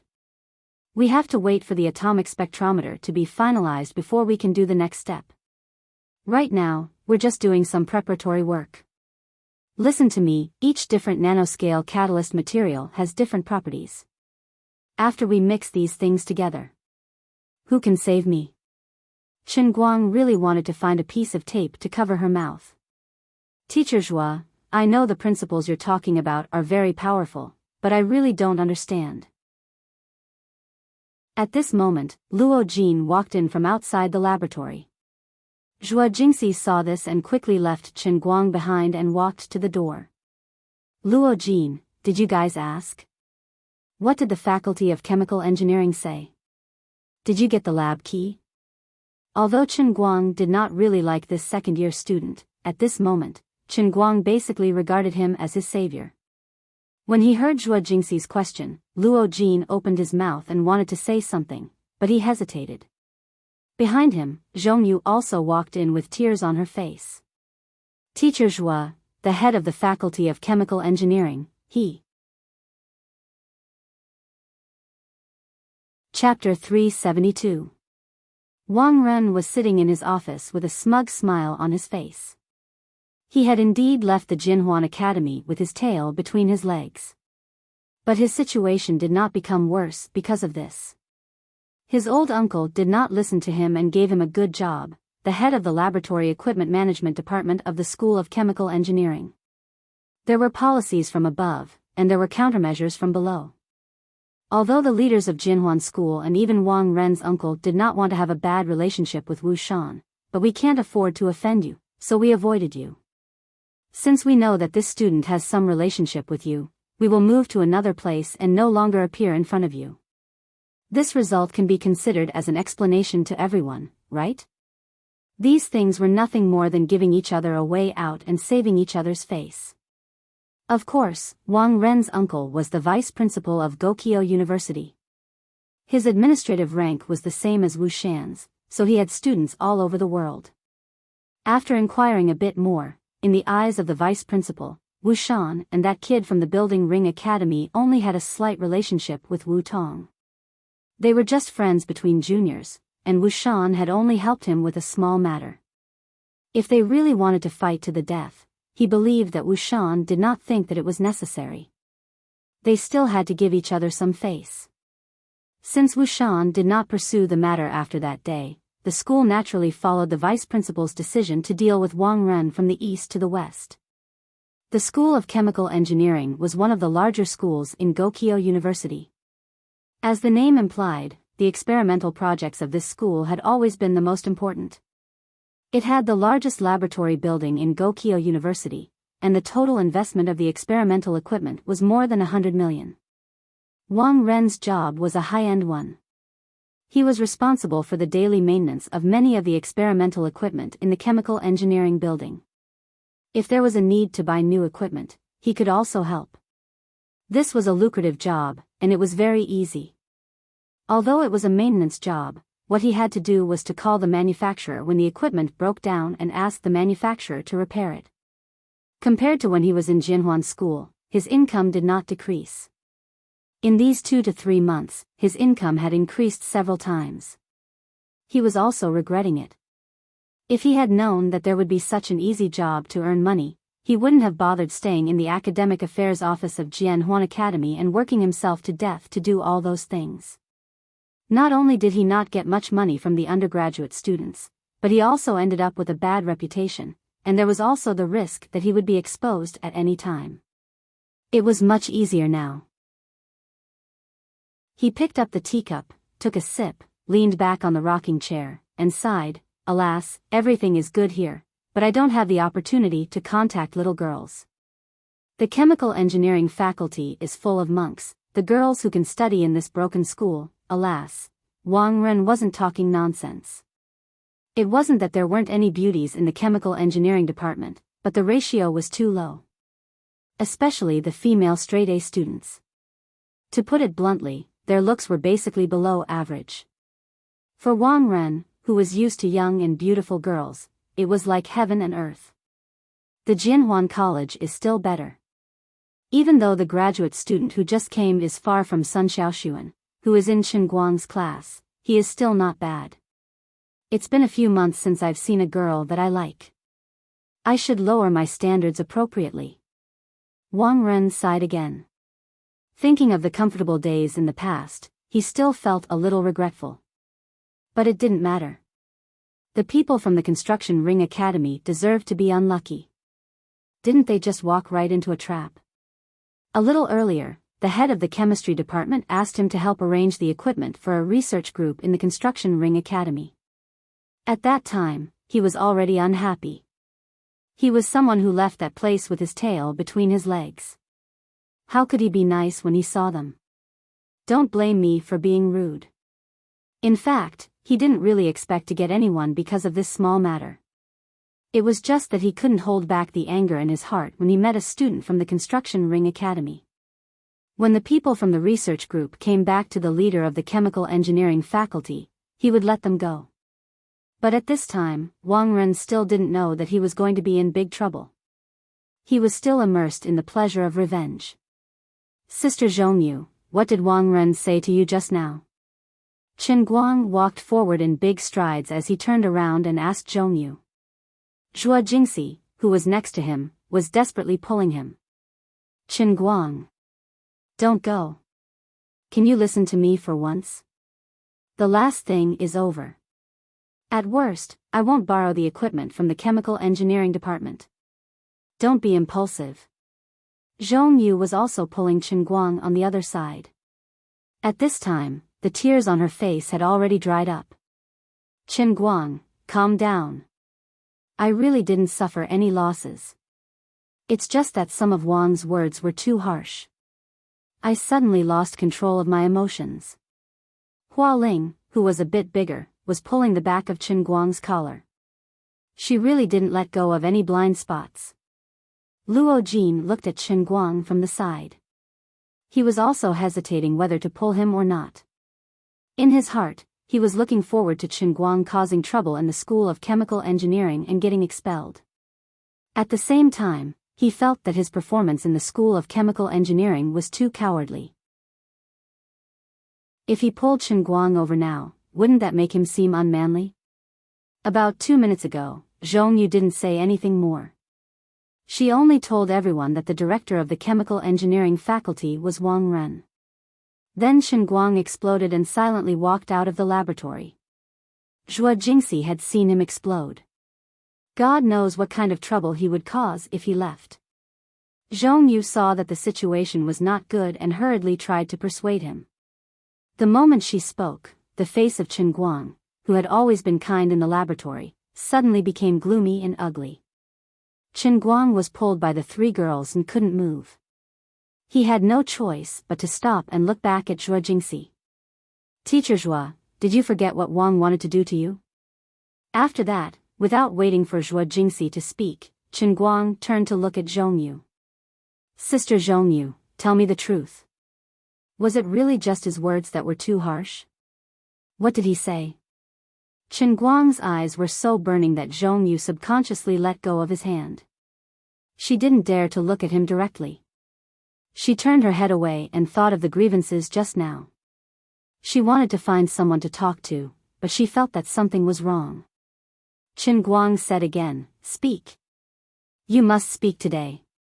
He said that I looked pretty good and asked if I was interested in paying him 20,000 a month to be his mistress." I didn't agree, so he reached out to touch my face. I dodged and ran away. Finally, Zhongyu told the truth. I knew it. He can't change his bad habits. Qin Guang suddenly became angry. He pointed at Luo Jin and scolded, "Luo Jin, are you a man? Your classmate was humiliated like this, and you just stood there and watched?" Luo Jin blushed and wanted to argue. He thought to himself, what does this have to do with me? Zhongyu didn't treat me well before, so why should I stand up for her? Moreover, that was Wang Ren. No, it's not Luo Jin's fault. At that time, Wang Ren didn't let him into the office. I went in alone. Zhongyu defended Luo Jin. Without giving Luo Jin a chance to speak, Qin Guang said angrily, "When you saw that bastard Wang Ren, you should know what kind of person he is. Borrowing equipment is such an open and above-board thing. Why did he let you, a girl, stay in his office? Moreover, you ran out of Wang Ren's office crying, but he didn't even dare to fart. What kind of joke is this?" Chapter 373. Luo Jin was extremely embarrassed by Qin Guang's words. A man needed face, and a tree needed its bark. Being lectured like this by an undergraduate student in his eyes, he felt embarrassed. Qin Guang. Don't just stand there and talk. Who didn't know that Wang Ren had a powerful background? What can I do even if I rush in and question him? If things really got out of hand, what if Teacher Zhua couldn't borrow the lab equipment? You'll bear the consequences of delaying the progress of the experiment? Can you? How capable? Don't pretend to be angry here. What's the point of being angry at me? I don't believe you can do anything to Wang Ren. Qin Guang suddenly laughed. You're saying that I'm pretending to be angry? Fine, come, I'll show you what a man is. Zhua Jingxi panicked and suddenly hugged Qin Guang from behind. Almost half of her body was pressed against Qin Guang's back. She turned her head and shouted at Luo Jin, what nonsense are you talking about? Why are you provoking him at this time? Luo Jin didn't know how powerful Qin Guang was, but Zhua Jingxi knew. Don't be fooled by his usual jovial demeanor. Once he got serious, he didn't care about anything. When Wang Ren was still the head of the discipline department in the Jinhuan school and was now in charge of Qin Guang, he dared to go against others and even almost beat them up. It was only when Wang Ren was chased out of the school that things came to an end. Now that something like this had happened, Zhua Jingxi felt that things were really getting out of hand. How could she let him go? Qin Guang tried to take 2 steps, but he really couldn't move.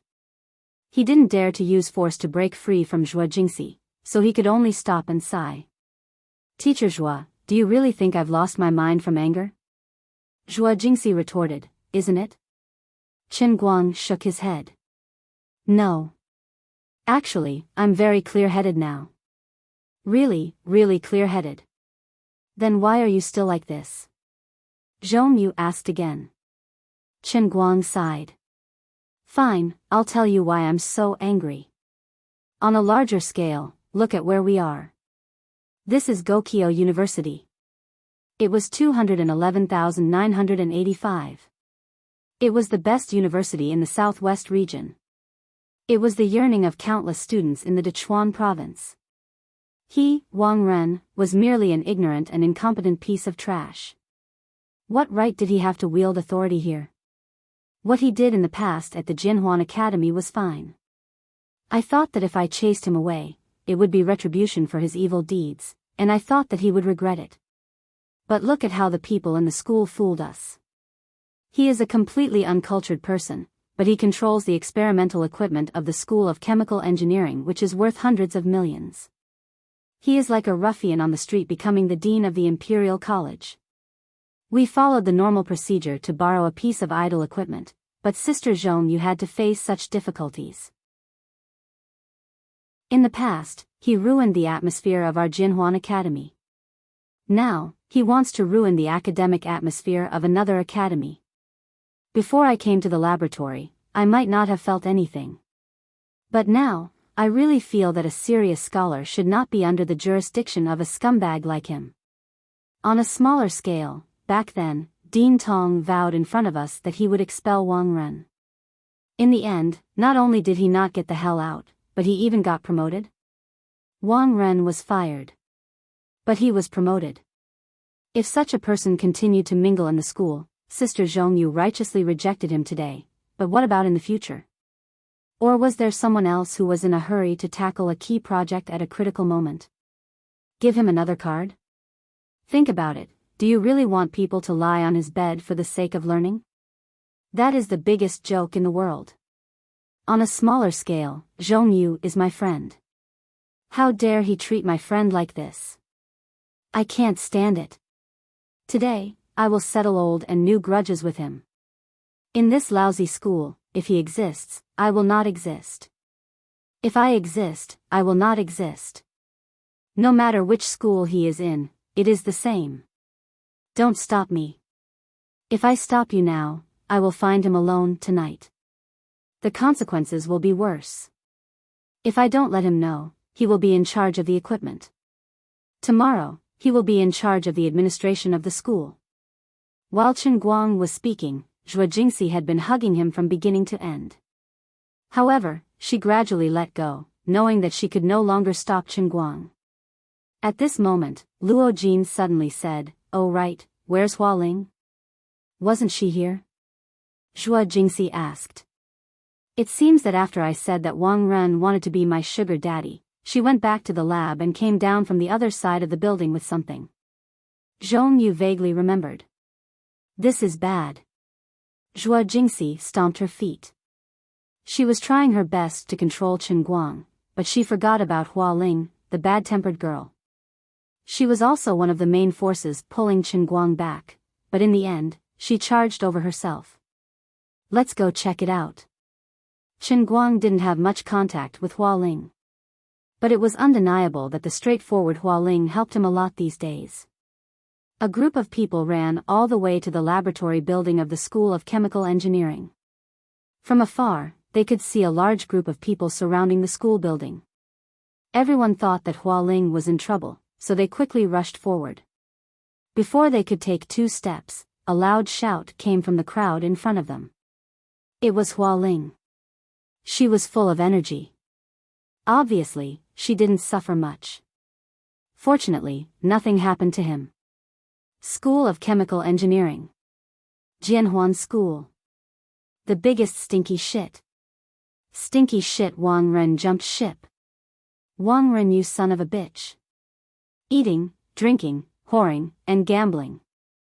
He ran away with the mess he left behind. You want to molest a girl just to borrow equipment, and now you come to the School of Chemical Engineering. Wang Ren, you son of a bitch. Hua Ling's loud voice resounded through the sky. Obviously, she had been shouting for a while. Otherwise, she wouldn't be surrounded by so many people. Chen Guang was shocked. He really didn't know that senior sister Hua had this kind of talent. Unfortunately, he didn't have enough time to completely adapt the 350 million yuan from Jiangnan Tannery. What a pity. Who is this girl? Why is she so arrogant? Listening to her accent, she seems to be from the northeast. Oh my god, she scolded Wang Ren like that. If something bad happens, I have to go and help her. Don't get involved in this. What if you offend Wang Ren? Aren't you afraid of being expelled? What's there to be afraid of? Who doesn't know what that bastard is? You don't know, a few days ago, I borrowed a pH meter, and he asked me for 2,000 yuan. I don't want to study this stupid master's degree anymore. Obviously, even if Wang Ren only came to the School of Chemical Engineering for 2 months, he had already made a big name for himself. As the saying goes, gold will shine wherever it goes. Excuse me, please excuse me. There were a lot of people in front of him, so Chen Guang had to keep pushing his way forward. At this time, there was a loud noise coming from the front. Which school are you from? Stop right there. Give me the loudspeaker. Wang Ren finally went downstairs. Let go. Hua Ling's shout came from the front. It seemed like Wang Ren was trying to grab the loudspeaker. The students who were still blocking in front of Chen Guang suddenly became noisy. They are fighting. They are fighting. Chapter 374. Chen Guang's heart tightened. Although Hua Ling was bigger than the average girl, Wang Ren was also fat and strong. If they really fought, Hua Ling would definitely be at a disadvantage. He hurriedly squeezed to the front, not caring if the people behind him could keep up. Another crisp sound came from the front. Maybe the loudspeaker was smashed on the ground. You bitch. How dare you scratch my face? I'm trying to catch you, shameless. Not only did you kill Xiao Lu, you also want to harm others. I don't even know who this Xiao Lu is. Get out of here. Get out. Wang Ren's voice was getting more and more out of control. Ah! This was Hua Ling's scream. They really started fighting. When Chen Guang heard the two words Xiao Lu, he suddenly understood. Although this northeastern senior Hua Ling had a forthright personality, she shouldn't have lost control like this. But if she knew Ding Lu, then it wouldn't be strange. So after hearing that Wang Ren tried to keep Zhong Yu as a mistress, maybe the string in her brain snapped, and she did such an impulsive thing. The Xiao Lu she was talking about was Ding Lu. She was the girl who chose to commit suicide after leaving the school for various reasons. When Chen Guang was about to rush out of the crowd, Hua Ling was already fighting with Wang Ren. Many students and teachers were trying to pull the two to the side. But Wang Ren was grabbing Hua Ling's hair. Hua Ling was also fiercely pulling Wang Ren's collar. Her other hand was desperately pulling his face like crazy. Finally, the two were pulled apart. Wang Ren. You will die a horrible death. You will go to hell sooner or later. Hua Ling actually cried. She did not expect that she would lose control of her emotions after coming here. Originally, she only planned to scold Wang Ren, but after seeing him in person, the things in her mind suddenly floated to the surface, and she lost control. Wang Ren wiped the blood off his face and fiercely grinned, "Go to hell. Before I go to hell, you have to get out of this school. Beating and insulting the school leaders in public, you will be expelled. So be it. I don't want to go to this broken school anymore." Hua Ling shouted. Wang Ren coldly stared at her again. "You think it's as simple as not studying? What you did today, I will record it in your file. No matter where you go to work in the future, this file will follow you for life." With Wang Ren's current position, of course, he did not have the authority to do so. However, if he could get his uncle, the vice principal, to speak to the administrative leaders of the school, he could really do it. Hua Ling's face turned pale as she realized the severity of the situation. Seeing that Hua Ling was scared, Wang Ren, who felt like he had lost all face, finally regained it. He became proud. "That's why you people from Construction Ring are like this. You won't shed a tear until you see the coffin. What right do you have to find trouble with me? Regret it for the rest of your life. I, Wang Ren, am not afraid of anyone in this school." The more he talked, the more proud he became. Although today's situation was embarrassing, it didn't matter. He could take this opportunity to establish his prestige in the chemical engineering department, and also let others know that he was a tough guy, and in the future, they would come to pay their respects to him. Damn it. Too arrogant. I'll beat him to death. Some of the angered students couldn't help but want to rush forward. But the calmer students tried to stop them. Everyone knew that they couldn't afford to offend this person. The movement of the students in front finally gave Chen Guang enough space. He suddenly moved to the front, stood in front of Wang Ren, and coldly looked at him. "Really? You've never been afraid of anyone?" Wang Ren's whole body quivered. Looking at Chen Guang standing in front of him, he blinked his eyes, thinking that he was seeing things. Why is this devil incarnate here? He had seen the surveillance video of Chen Guang beating up Pan Jiang in the Qin Yixuan. If he was a treacherous person, then this Chen Guang was a violent person, and a violent person with Wu Shan as his backing. That day in the Jinhuan school, after he found out Wu Shan's identity, he was also scared.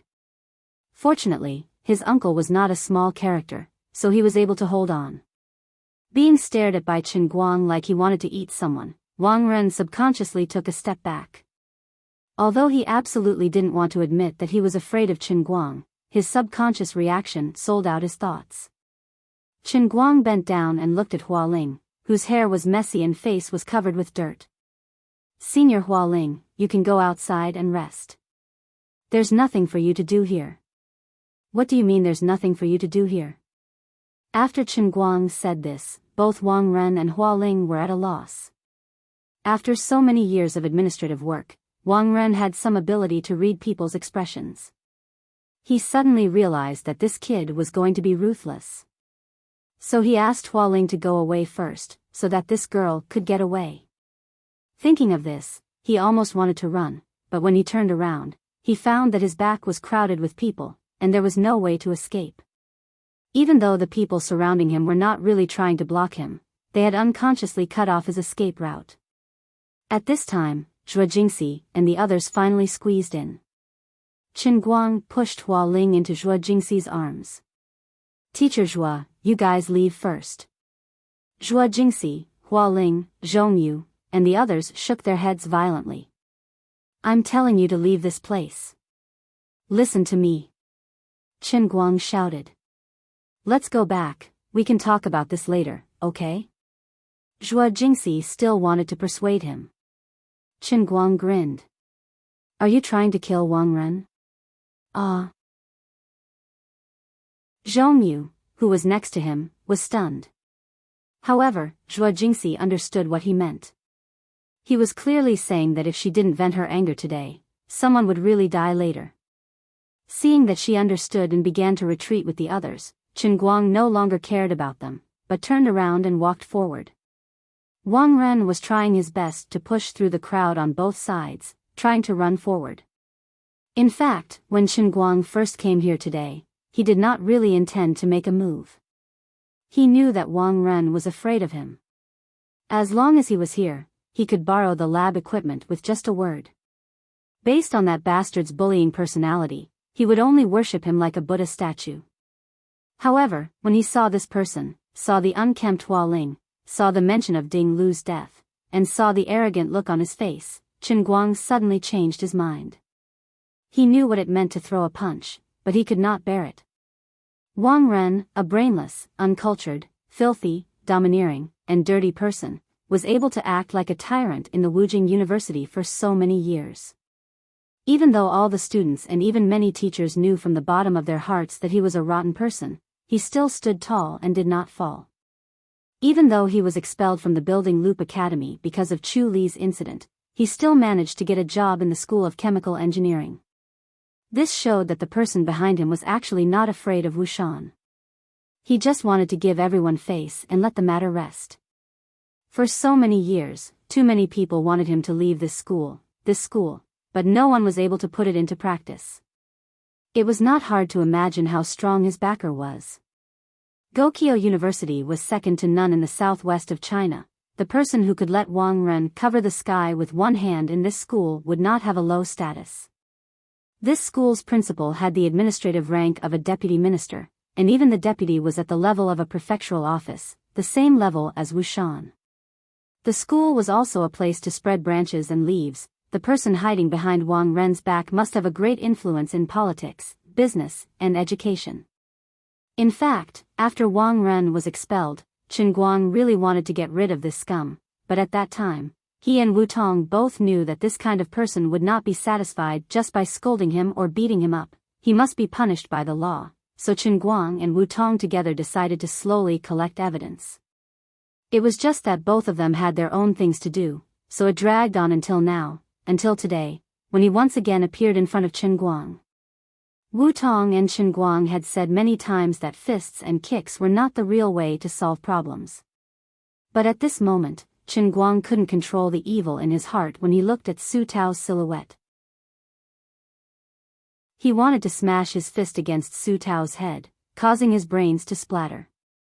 So, he swung his fist, in public, under the shocked gazes of hundreds of onlookers. Without hesitation, he threw a punch. This simple punch carried the determination in Chen Guang's heart. Really, if worst came to worst, he would be expelled. If he did not teach this bastard a lesson, Chen Guang really felt that there was no point in continuing to read this book. Now that the law could not punish him, then he would let his fist punish him first. Wang Ren, who was running forward, suddenly felt a hard hit on the back of his head, and his mind went black. That fellow, Chen Guang, really made a move. Wang Ren screamed in his heart, and tried to stagger forward again, but the back of his shirt was suddenly grabbed. "Why are you running?" Chen Guang said coldly behind him. "If you have the guts to do it, then you have the guts to stand here and take it." Chapter 375. Chen Guang, don't mess around. Didn't you want to borrow the equipment? I'll arrange it for you. Wang Ren shouted with a pale face. However, Chen Guang paid no attention to Su Tao and pulled Su Tao's face over. "That matter is not important to me now," Chen Guang said expressionlessly and punched Wang Ren's face again. Wang Ren fell on his back. Blood or teeth stained with blood flew out of his mouth as he swung his head back. Chen Guang was really holding back. He didn't know what would happen if he fully exerted the power of the Kirin arm. There were too many people here, and it started with Hua Ling. If he killed him here, it would be very troublesome, unimaginably troublesome, so he couldn't do that for now. But he could collect some interest. Then Chen Guang pounced on him again and punched the other side of Wang Ren's face. His fist scraped his nose, and there was a faint sound of bones breaking. The bridge of his nose was broken. After 3 punches, Wang Ren was completely unconscious on the ground. Blood came out of his mouth and nose. The place where Chen Guang's fist hit cracked open, revealing the flesh inside. At first, when Hua Ling and Wang Ren were fighting, there were students and teachers who came to separate them. But at this moment, there were hundreds of people surrounding them. They didn't even have time to react, or it could be said that they were scared by Chen Guang's action. Although Chen Guang's actions were something that many students had fantasized about, they couldn't help but feel a chill in their hearts when they saw this scum being beaten up before them one day. Gradually, some of the students who were watching the fun began to retreat. It was a big deal, and it was better to protect themselves. Even some of the teachers who rushed over from the laboratory after hearing the news quietly retreated to the back. If Wang Ren made a fuss to his uncle and the overprotective vice principal found out that he had watched his scumbag nephew get beaten up into a state that was neither human nor ghost, who knew if he would secretly make things difficult for him? Not long after, the people on this side all ran away, but no one cared about Wang Ren, who was lying on the ground. It was obvious how unpopular he was. One of the more courageous young teachers walked at the back. When he saw that there was no one else, he said, "Student Chen Guang, you better not make a move. Otherwise, I advise you to turn yourself in. Don't you know who Wang Ren's uncle is? He's the vice principal of our school." After saying that, the man turned around and ran without looking back, afraid that he would get into trouble. Chen Guang curled his lips indifferently. Since he had already been beaten to this state, it didn't matter anymore. He kicked Wang Ren's stomach again. This guy, who had completely stopped moving, started to tremble on the spot as if he was a toad that had its skin peeled off. Those who were watching from afar felt that Wang Ren deserved what he got, but they still felt a little jealous. Tragic, truly tragic. Just a moment ago, he was still unbridled and arrogant, and the next second, he was beaten like a dead dog. Sigh, it's just that this person is too weak. There's no sense of accomplishment in beating him up, and he's already lying on the ground after 2 or 3 hits. You should at least put up some resistance. Just as everyone left, Zhuo Jingxi, who had chased Hua Ling, Zhong Yu, and the others back to the laboratory, came back alone. When she saw Wang Ren lying on the ground, it was unknown whether he was dead or alive. She was so scared that her face turned pale. She hurriedly went up to check on him and found that he was still breathing. Only then did she feel slightly relieved. Hurry up and leave. Just say that I beat him up. I'm a school teacher. At most, I'll just pay for it. Zhuo Jingxi pushed Chen Guang fiercely, wanting him to leave. Chen Guang, who had been pretending to be cold and unfeeling, almost laughed at her. Teacher Zhuo, you're so funny. Look at the situation now. Who's playing with you? Don't think that you can settle such a big matter with money. It's very troublesome. It's not something that can be solved with money. Zhuo Jingxi saw that he was unwilling to leave and panicked. Then if I leave, you'll be the scapegoat. You're just a PhD student. What kind of position is a counselor? Can you handle it?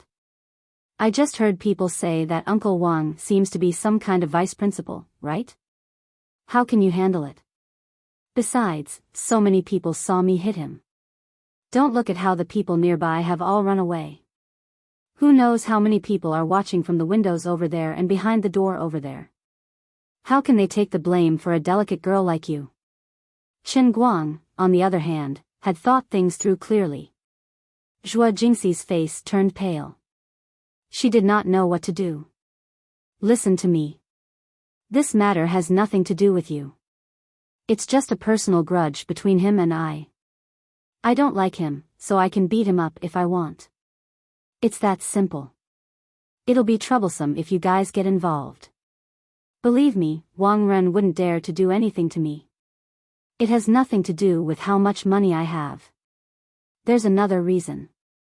What you should do now is to do as I said just now and distance yourself from this matter. Besides, I'll just fire you and settle the matter with some compensation. It's nothing. Zhuo Jingxi shook her head violently. It'd be fine if it's just firing you. No, firing you definitely won't do. Don't tell me you'll have to retake the university entrance exam. Your life will be ruined just like that. You might end up in jail. I can't go to jail. I really can't. If you don't leave, I'll have no choice but to kick you out. You don't want those people hiding around to see me slap your butt, do you? Seeing that he really could not get rid of her, Chen Guang decisively came up with this plan. Perhaps he was just trying to take advantage of her? Don't. Please don't. Zhuo Jingxi panicked. At this moment, police sirens suddenly sounded in the campus from afar. Zhuo Jingxi said anxiously, "Someone called the police?" Chen Guang nodded. "I did." "Huh. So what? There are so many people watching. I can't just run away, can I?" Not long after, a brand new Jetta police car stopped beside them. Wu Tong got out of the car. As soon as she got out of the car, she saw Chen Guang and Zhuo Jingxi standing at the side. Wang Ren was lying on the ground. Wang Long, the old comrade who used to lead the new, followed behind her bitterly. Comrade Wu Tong was now the deputy chief of the Wenxing branch. Her promotion was really fast. Chen Guang's method of calling the police was also different. He did not call Jiao Jiao, but Wu Tong's cell phone. She came very quickly. "You rascal, I thought you could hide from me forever. I've caught you this time, haven't I?" Wu Tong said cheerfully as she got out of the car. Wang Long, who was beside her, said, "Chief Wu, was there a victim?" Wu Tong rolled her eyes. "Oh, I didn't see him." "Huh?" Wang Long was dumbfounded. "You didn't see such a big person?" Of course, Wu Tong was lying. "Don't be nervous. I feel that the atmosphere here is too heavy. I'm just trying to liven it up a little." "What kind of victim is he?" "He was just beaten up. It's not a big deal. His name is Wang Ren. He's the person I asked you to collect information on a few days ago. You know what I mean." Wang Long suddenly understood. Oh, actually, Wu Tong had always kept this matter in mind. About a week ago, she had set Wang Ren as the first of her 3 moves as a new official. However, this matter should not have been the responsibility of the police station. It should have been the responsibility of the Anti-Corruption Discipline Inspection Department. However, since others did not care, and a girl's life was involved, Wu Tong used her authority as the deputy chief and her identity as Wu Shan's daughter to take matters into her own hands. No one could say anything about it. Of course, all of this had been carried out in secret, which meant that she had done it in private. Although Wu Tong was impulsive, she was not stupid. She knew that it was best not to make a big deal out of this unless the day she revealed her trump card. When the time came and the conditions were right, she would use it all at once. What was done could not be undone. Naturally, Wang Ren would not be able to clean up the mess. Can you not drag out the ending so much? Wu Tong was unhappy. It makes it seem like I'm trying to play favoritism. How can that be? Chief Wu's eyes are like a torch. You hate evil as if it's your enemy. You plan for a rainy day. You are the model of the current police force. Comrade Wang Long said resolutely. Chapter 376. The cruel reality had forced Wang Long, an excellent police officer who was good at his job, to become a flatterer. She was a rookie, then a captain, and now a deputy chief. Comrade Wang Long's fate was tragic enough. How could the gap between people be so big?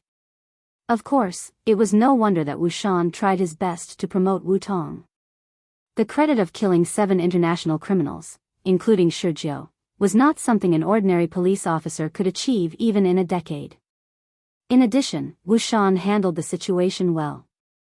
He made it sound like Wu Tong was tricked by the police car and went into the factory. The young police officer risked his life to defend the country's sovereignty.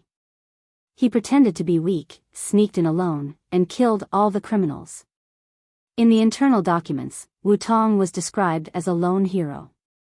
With credit and background, it would be intolerable if Wu Tong did not get promoted. Wang Long was also joking.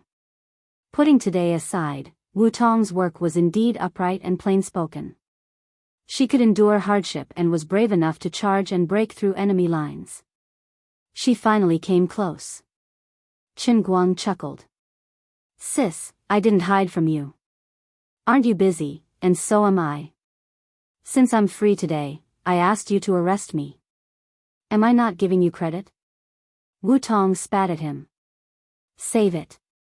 Do you think I don't know that you asked me to clean up your mess? You heartless little brother. Call me when you need me, and treat me like air when you don't need me. Wang Long, who was next to Wu Tong, had goosebumps all over his body.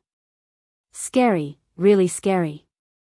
Director Wu, who was now called the Iron Judge Wu in the police station, actually spoke in such a tone in front of his brother-in-law. I won't be silenced when I return to the station, right? Then, Teacher Zhua, shall I take Xinguang away? Wu Tong finally noticed Zhua Jingxi, who was standing next to her in a daze. Zhua Jingxi had seen Wu Tong last time and knew that she was the police officer in charge of Qinguang and Pan Zhang's case. She guessed that Wu Tong had a good relationship with Qinguang, but now it seemed that it was very unusual. Zhua Jingxi nodded blankly. Oh, okay. Wang Long, you take care of the aftermath. Send this dead man to the hospital. I'll take the suspect away first. Wu Tong said as she pulled Qinguang towards the police car happily. She had only taken 2 steps when she suddenly remembered something. Oh, right. You weren't crippled, right? Qinguang nodded. I'm not crippled. I know what to do. That's good. It's not a big deal. I can handle it. She watched as Qinguang and Wu Tong got into the police car side by side. It didn't look like they were arresting criminals at all. It was more like 2 acquaintances who had met by chance on the street and were chatting happily. They were going to talk about life somewhere. Wang Long was also in tears. Are you going to show favoritism in front of me? They didn't even put on a fake handcuff. They didn't even make an official article. Seeing that the police car had gone far away, Zhua Jingxi couldn't help but ask, Officer Wang, I'm Qinguang's counselor, Zhua Jingxi. Who is Qinguang and Officer Wu? Sister. Wang Long subconsciously wanted to say brother-in-law, but he immediately felt that something was wrong. First of all, he was older than Wu Tong. Brother-in-law was too embarrassing. He should say brother-in-law. Secondly, this was also a joke in the police station. Wu Tong would never admit it. Of course, she had never denied it, but she couldn't say it in front of outsiders. So he waved his hand. Next, I'm such a genius. You should leave this place quickly. This matter is very complicated, more complicated than you think. I can't say anything yet, but Teacher Zhua, you must not get involved. Wang Long said as he called 120. Chen Guang had already slipped away, so there was no point in Zhua Jingxi staying there. Since the police were in charge of the scene, she also knew that she didn't have to get involved. She could only leave worriedly. In the car, Wu Tong said as she drove, I've found some things about Wang Ren, but it's only at the level of corruption. Frankly speaking, if Wang Ren was just an ordinary person, this would be enough to convict him, but now it's still not enough. I have to raise the case to the level of a criminal case before I can arrest him. You're a little impulsive today. Chen Guang sat in the front passenger seat. He felt that Wu Tong's words were vaguely familiar. It seemed that after he beat up Ma Sinlin, the president, not long ago, Lu Fei also said the same thing. I can't help it. I just happened to be at the right time, and I couldn't control my hand. Wang Ren has an amazing uncle, I know that. He's the vice principal. His official position isn't as high as your father's, right? Wu Tong pinched his leg. Look at what you're saying. It's as if you can convict someone just because he's a higher official or a lower official.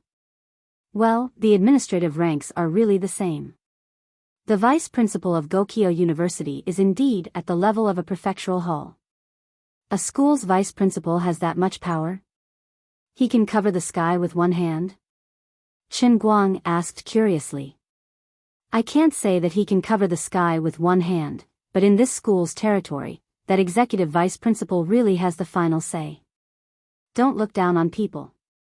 Although that old man doesn't seem to have any real power outside, he has a wide range of friends. He has students all over the world. There are also many friends in Yanjing who can help him speak up. There are also many department leaders in Dechuan province who have real power under his tutelage. Or, when they were studying under him, they owed him a favor. Even my father has to give him some face. Wu Tong pointed out the crux of the matter. Chen Guang curled his lips in disdain. What good can this kind of person teach? He's just a fly trying to gain personal gains.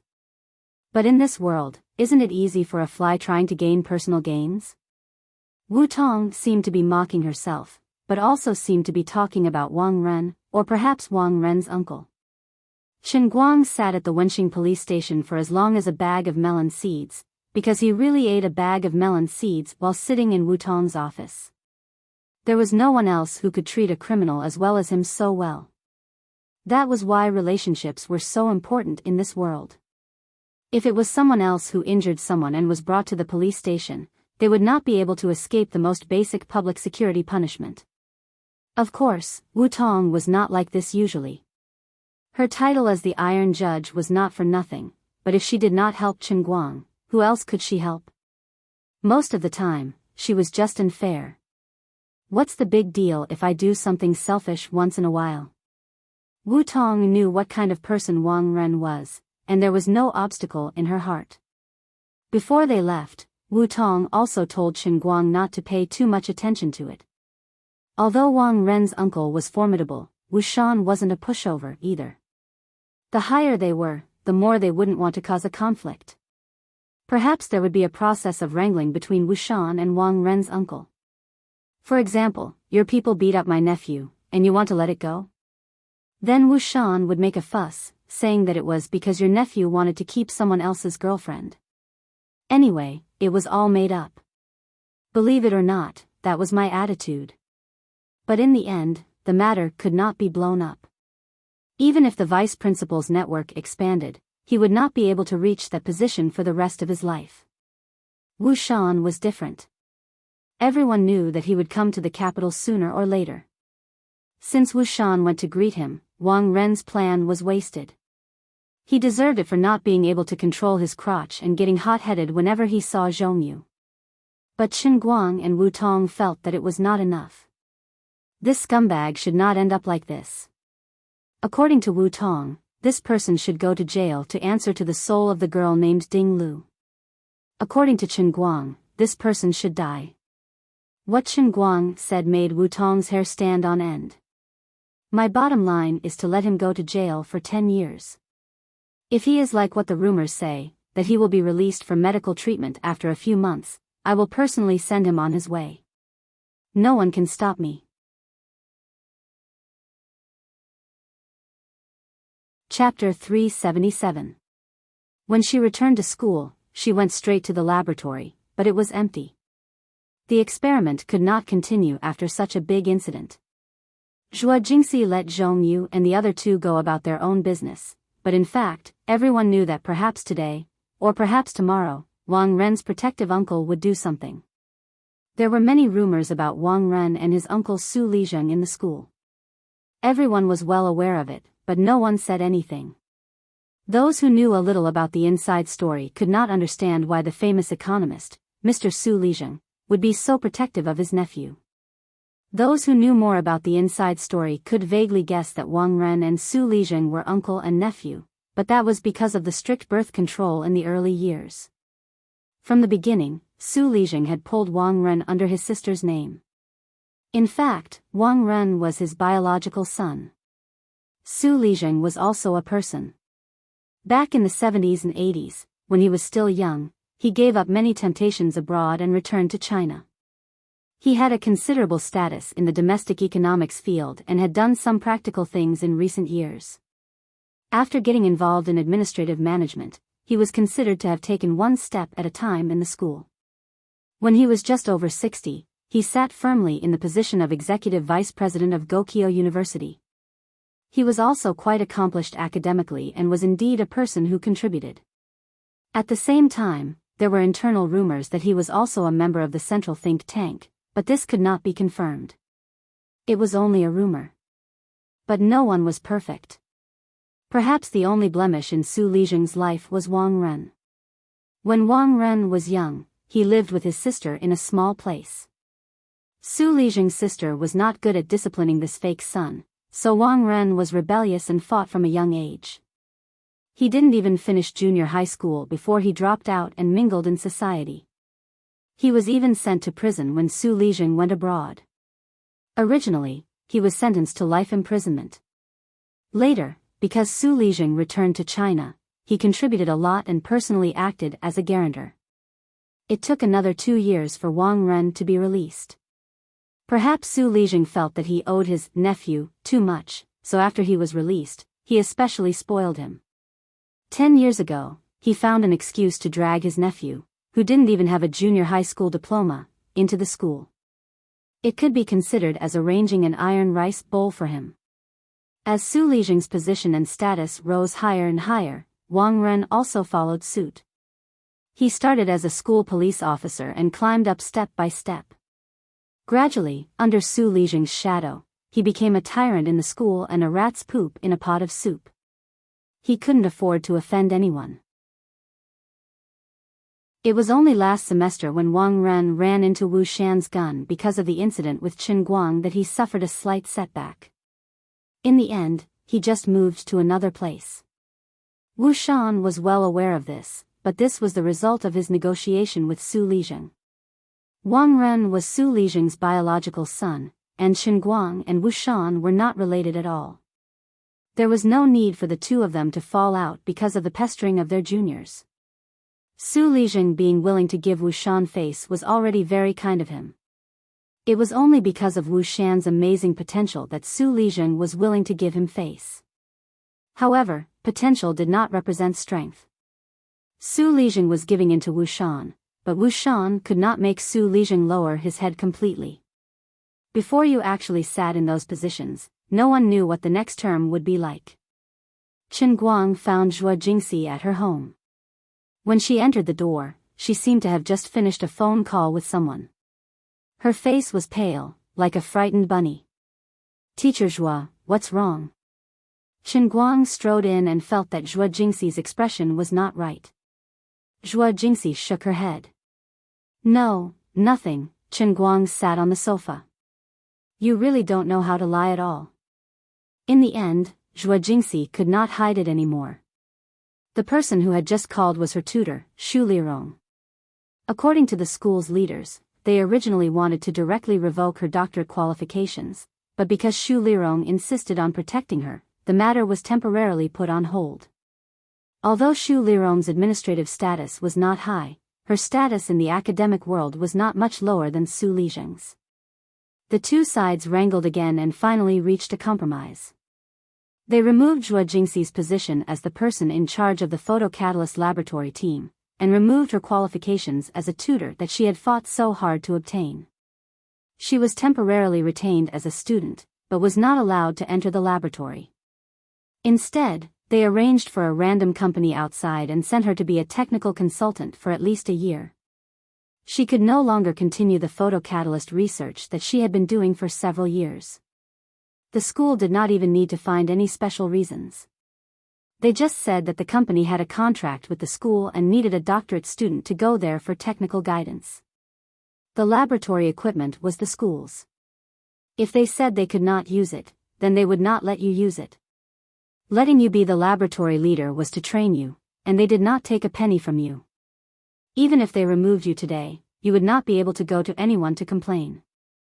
Of course, Chen Guang knew how big a blow this matter was to Zhua Jingxi, but he did not expect the other party's counterattack to come so quickly and so fiercely. It's all my fault. I didn't think things through.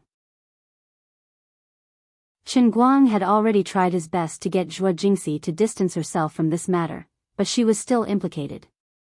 Even if it was just a gust of wind at the edge of the storm, it would still be a devastating blow to her research career. For a person who was obsessed with research, this was indeed painful.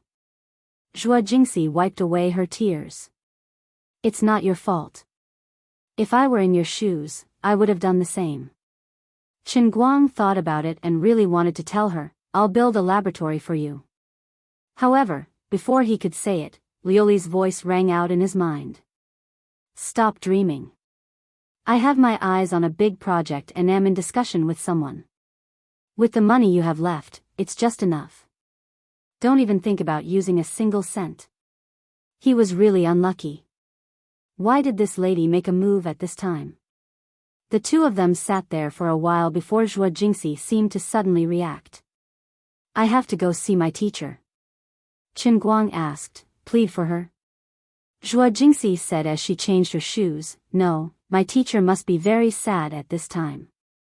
I'm the one who made things difficult for her. It was an hour later when she saw Xu Lirong. Old Lady Xu was now 70 years old.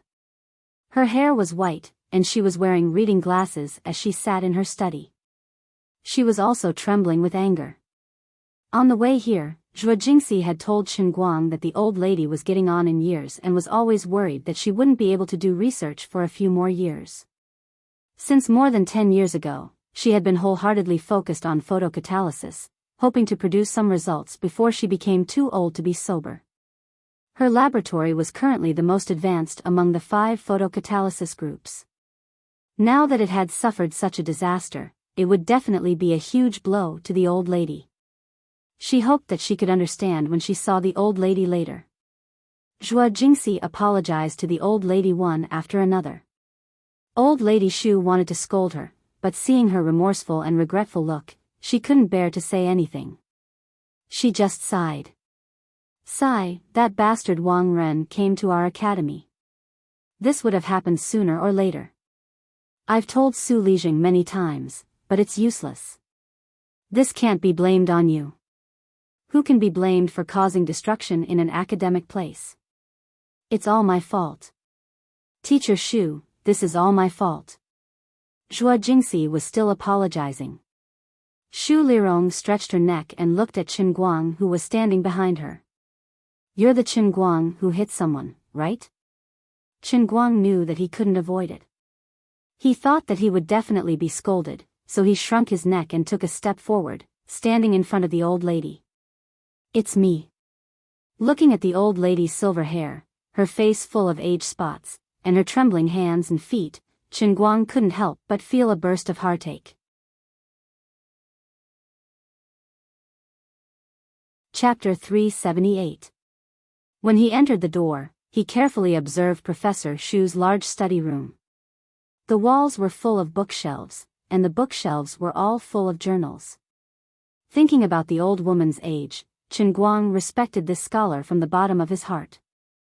The more respect he had, the more ashamed he would be if he caused trouble for others. He even regretted that when he hit Wang Ren, he only thought that he was fearless, but he didn't consider that it would involve so many people, and it would affect the research that the old woman had invested her entire life into. If he had known it would be like this, he would have considered it more. Of course, the most unobtainable thing in this world was knowing it earlier. Unexpectedly, the old woman didn't scold him, but instead laughed. "Good hit. I've wanted to hit that grandson for a long time, but I'm too old to hit him.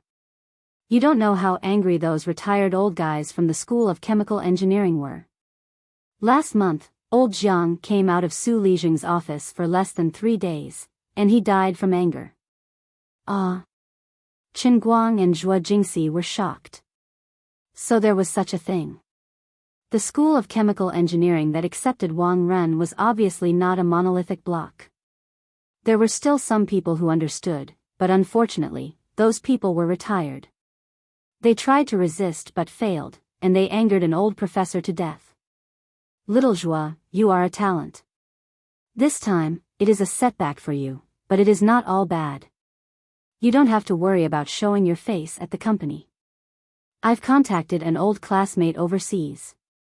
With your current level, you can also enter his son's laboratory in California. My old classmate's son is also quite outstanding. He's a foreign academic leader before he's even 50 years old. He has real skills. You should take advantage of these 2 years to further your studies. Foreign countries are ahead of us in the field of photocatalysts. You should go there and learn." After Professor Shu calmed down, she said so.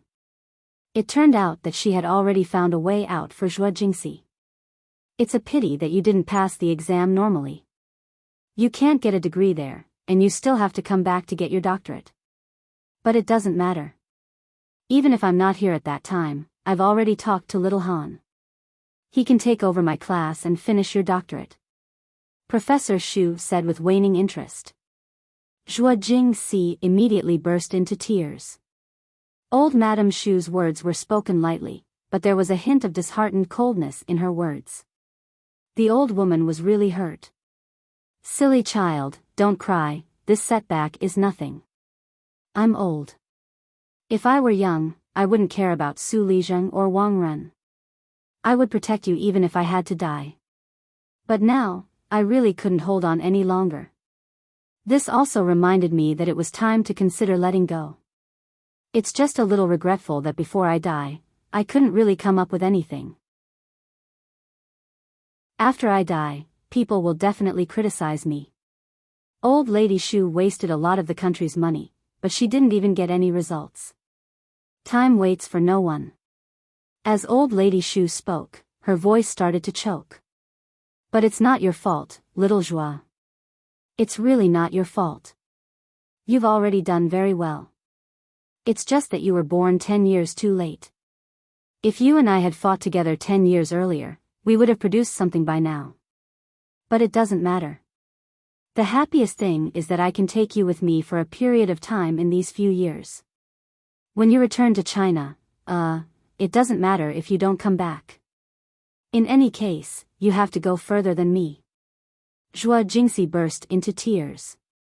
The two women, one old and one young, hugged each other and cried bitterly in the study. Perhaps Wang Ren's matter was just the fuse. What really made old Shu sad was that she felt old. For a person who had been studying for his entire life, the saddest thing was not losing to knowledge, but to time. He clearly knew that if he persisted on this path, he would get results sooner or later, but he couldn't live to see that day. How sad it was. Chen Guang could also see that the old woman was really overworked and overworked her brain. She looked like she was in her 70s, but she looked like she was in her 90s. In the time it took to say a few more words, her breathing had become rapid. Perhaps, she really didn't have many years left. The room was filled with a sorrowful atmosphere. Chen Guang silently turned his face away. He also felt his eyes moisten. After a long time, the two of them finally calmed down. Zhuo Jingxi's panic from having to leave the laboratory gradually dissipated. Old Shu turned her gaze to Chen Guang again. Young man, don't blame yourself. Actually, we all hope that someone will really stand up and kick that bastard surnamed Wang out of the school. If this time, because of you, Su Lijing can understand that he should send Wang Ren somewhere else and not let him cause trouble in the school, then you'll really have done a great service. The school is full of honest people who study, and all of them have been trampled on by Wang Ren. Every day, there's someone shitting on your head. How can you study? Evil people should be tortured by evil people. When old Shu said this, Chen Guang also laughed. Ancestor grandmother really knows how to ease people's minds. I'm already regretting that I didn't hit him hard enough. Don't worry, Chen Guang, swear here today that even if I'm expelled. Later, if that surnamed Wang still hangs around in the school, I'll specially beat him up. I'll beat him up until he doesn't dare to appear within 10 miles of the school. Old Shu's eyes lit up. Aren't you afraid that Su Lijing will find trouble with you? Chen Guang curled his lips. I'm not afraid. Isn't he just a vice principal? Can he eat me up? Young man, do you have other ideas? Old Shu was a learned person for decades. Perhaps she didn't know much about business, but she had a keen eye for people. She could see through Chen Guang's other plans at a glance. Chen Guang didn't hide it from her. Yes, if we can send him to jail, that would be even better. Old Shu clapped her hands excitedly. Although I'm not very optimistic about you, I support you. When you go back, look for little Han. He's the vice principal of your school. He has some things that might be helpful to you, but you have to do it discreetly. Although little Han is also involved in administration, he's also a learned person. Don't drag him into this. Chen Guang nodded. I understand. When the two left old Shu's house, their moods were much better. Zhuo Jingxi was still a little choked up. She was just sad about old Shu's old age. But humans were like this. Birth, old age, sickness, and death were the natural cycle of reincarnation. Sickness could be cured, but aging was unstoppable. Teacher has placed all her hopes on me. Zhuo Jingxi leaned on the E400L passenger seat and sighed. So, Teacher Zhuo, you have to pull yourself together. It's about learning. It doesn't matter where you do it. Studying abroad isn't bad either. Chen Guang, on the other hand, was delighted. Zhuo Jingxi wanted to say something but stopped. Chen Guang guessed what she was thinking. Well, it doesn't matter if you admit it or not. Anyway, you're my little mistress now. I know this kind of private study that isn't funded by the government must be very expensive, but don't worry, I can still handle this small amount of money. Zhuo Jingxi shook her head fiercely. How can I let you pay for this? No way. That's how you rejected me when I bought you a car. Give up struggling. After the first time, you won't be able to resist the second and third time. Otherwise, how are you going to study abroad? I heard that living expenses in America cost thousands of dollars a month. When you have a foothold abroad, the laboratory will have to pay you, right? When the time comes, if you really can't get over it, then you can pay me back. Zhuo Jingxi's face froze. She couldn't refute. At this moment, the two of them still didn't know that Su Lijing's counterattack was not over. Vice Principal Su had indeed reached a compromise with Wu Shan, but this compromise was only limited to Chen Guang. Official Su's anger couldn't burn Chen Guang, but it had to be vented. The more he compromised with Chen Guang, the more it would burn with others.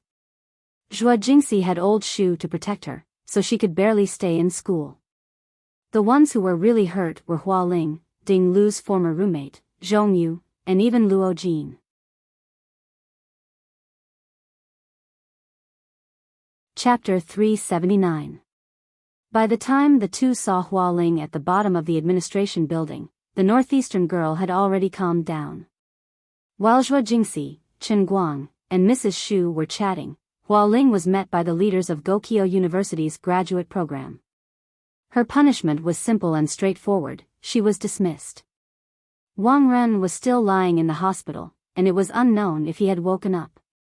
However, the graduate program's quick response was definitely Su Lijing's decision. Hua Ling looked at the two of them and was unusually calm. She said cheerfully, "Actually, I should have gone back to my hometown when I graduated last year. It doesn't matter now. I feel like I'm not as talented as Teacher Zhuo when it comes to academics.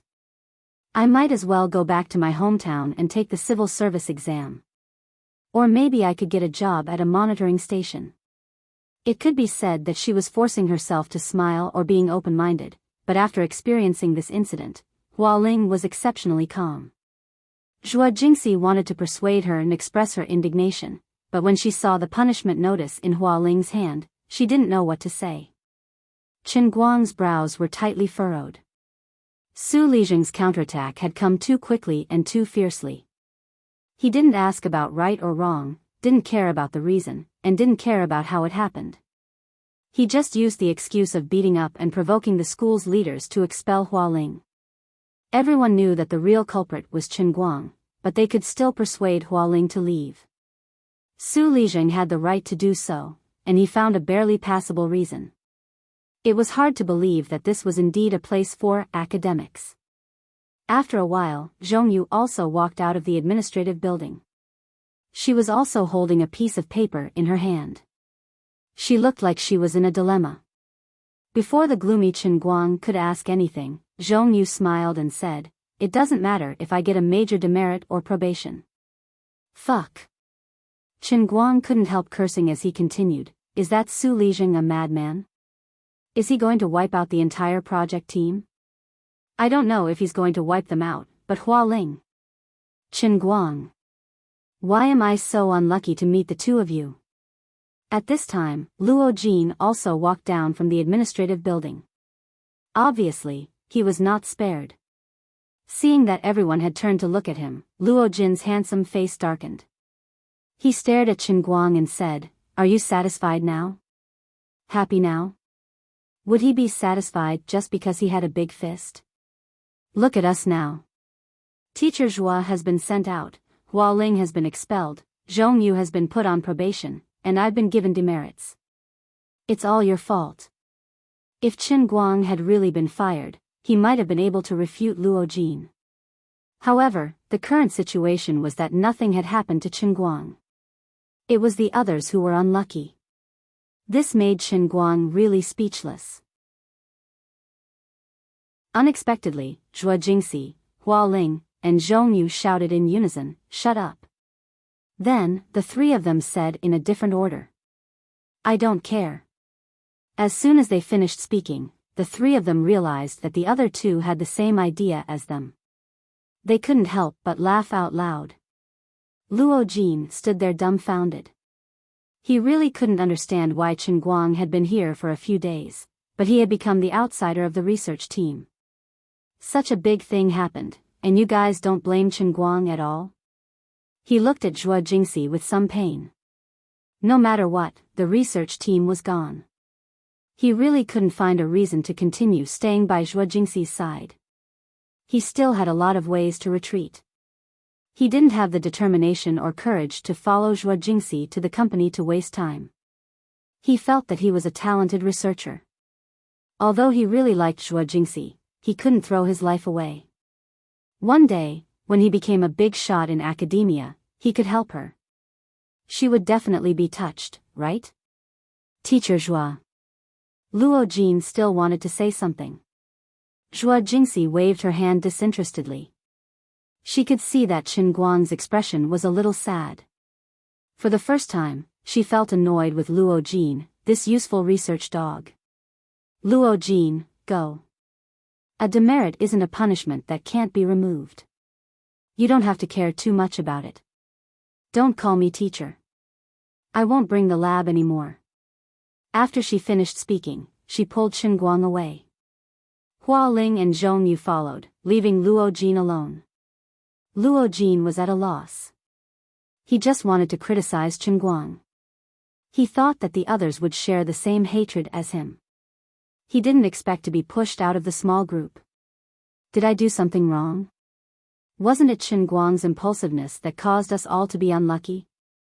It was really difficult for a person with an EQ like him to understand this problem.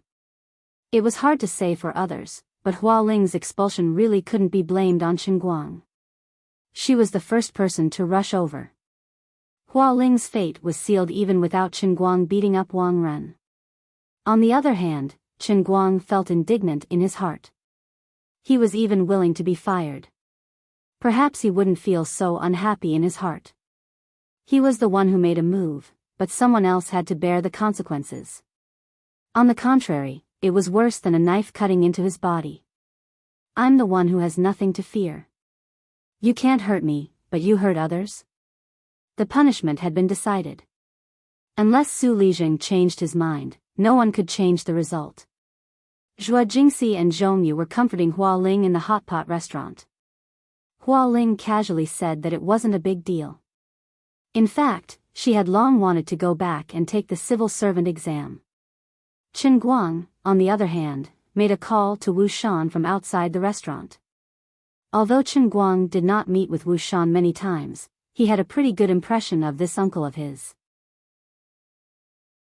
Hence, Qinguang intended to plead with Wu Shan. After all, he had saved Wu Tong's life, so Wu Shan should give him face and negotiate with Su Lijing, right? On the other end of the line, Wu Shan seemed a little tired. He didn't even need Qinguang to say it out loud. He already knew why Qinguang was calling. Qinguang. You're calling to ask about Su Lijing, aren't you? Don't worry, I've talked to him, and he won't pursue the matter. I have to say, you're really ruthless, beating up that cheap nephew of his. I'm afraid he won't be able to leave the hospital for at least half a month.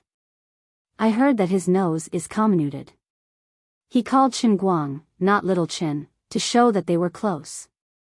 Qinguang nodded and said, "Thank you, Uncle Wu."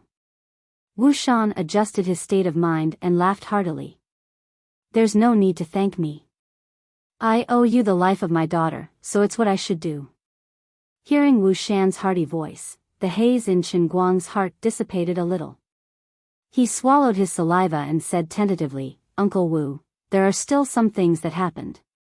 I wasn't affected, but my classmates, my teacher. Wu Shan was silent for a while, obviously trying to organize his words. If someone like him had to organize his words, the matter was indeed not as simple as it seemed. After a long time, Wu Shan's voice came again. I understand what you mean. As soon as he said this, Qinguang's heart skipped a beat. What followed next was probably a but, right? But I really tried my best in this matter. I can indeed negotiate with Su Lijing, and I can get him to make appropriate concessions, but there's a limit to the concessions. Do you understand what I mean? As expected, the hope in Qinguang's heart gradually dimmed.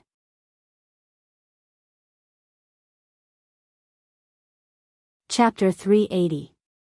On the other side, Wu Shan's straightforwardness disappeared as he paused briefly before he continued. Wang Ren is Su Lijing's son, and Qinguang is Wu Tong's benefactor. Our relationship is equal, and Wang Ren and Su Lijing's relationship is also equal. Su Lijing and I are also equal, but the others aren't. So it won't be easy for us to continue discussing this matter. Let's end this matter here. Although Su Lijing is protective of his children, he's still my elder. He's also a bit of a scholar and won't go too far. But you can't block all the ways he can vent his anger, right? There are many paths in life. You should talk to your teacher and classmates and resolve the conflict. Okay, sorry to bother you. Since Wu Shan had already spoken, Qinguang silently hung up the phone. He couldn't help.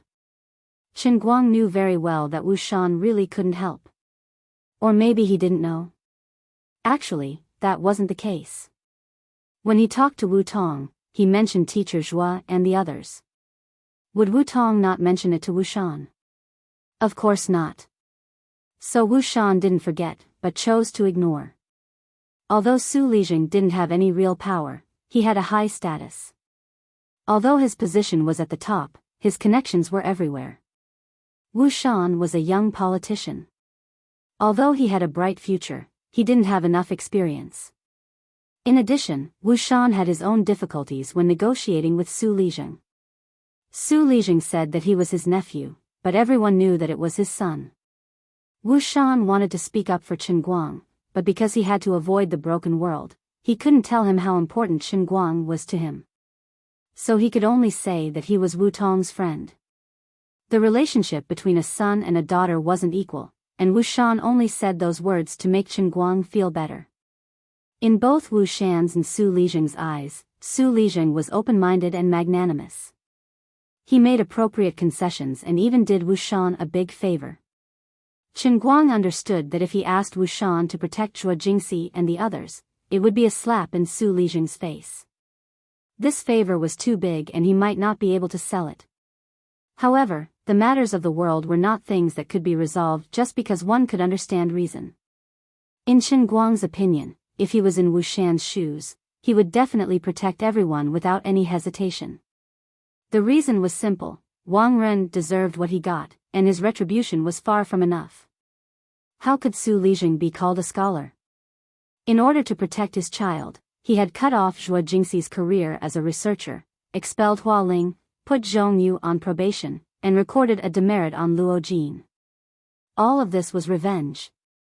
There was nothing scholarly about him. Wasn't it said how many contributions one had made, how many books one had written, and how great one's reputation was?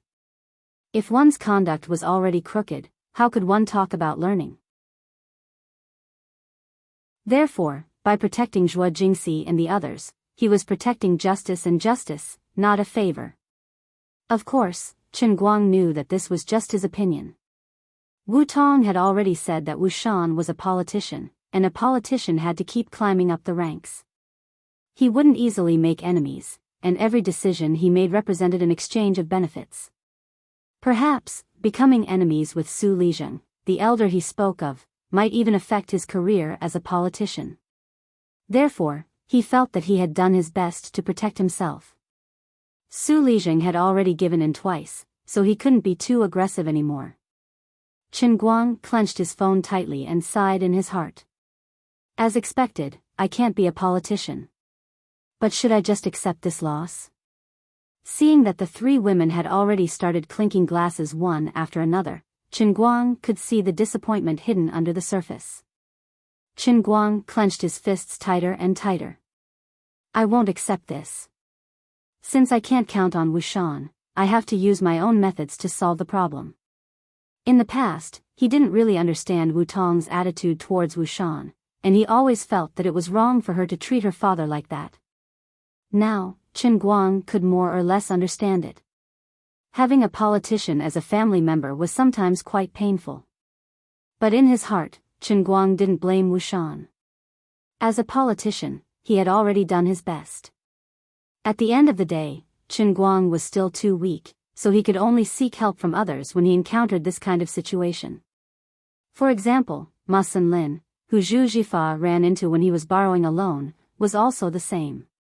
If Lu Fei and the others hadn't come at the right time, Chen Guang would have been in endless trouble after he flipped out.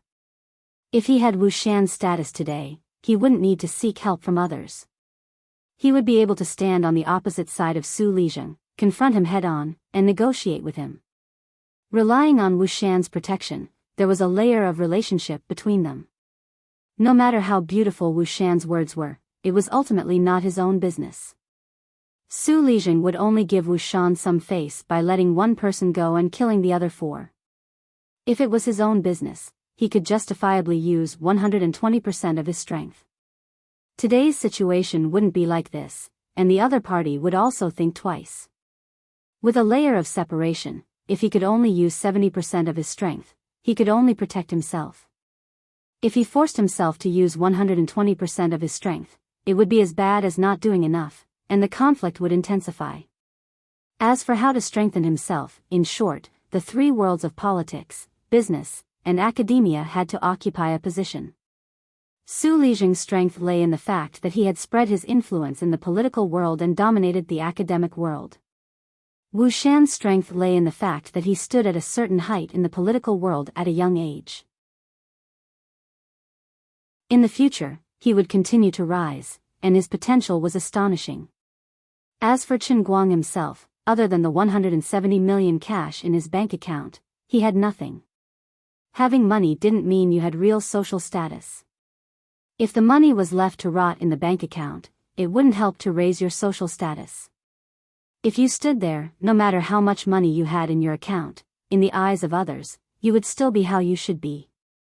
However, if this 200 million was placed outside, or used as an investment, or to start one's own business, it could support tens or hundreds of people, provide tax revenue for the economy, or influence the lives of some people, then this money would truly represent one's social status, and one would have a foothold in the business world. If the current him was sitting on a business worth hundreds of millions, and he could talk to some of the higher-ups, he wouldn't need Wu Shan to step in. He could negotiate with Su Lijing himself. Even if he couldn't be on equal footing, he could at least make Su Lijing slightly apprehensive. This seemingly troublesome matter would become a problem that could be solved with a word or a meal. Deep in Chen Guang's heart, an emotion known as unwillingness gradually welled up. He had lived a muddle-headed life for 20 years, and experienced many things. Ever since he obtained the heavenly Holy Grail, Chen Guang clearly didn't put much effort into it. He only did things that were within his power to do, and it seemed like everything had been smooth sailing for him until now.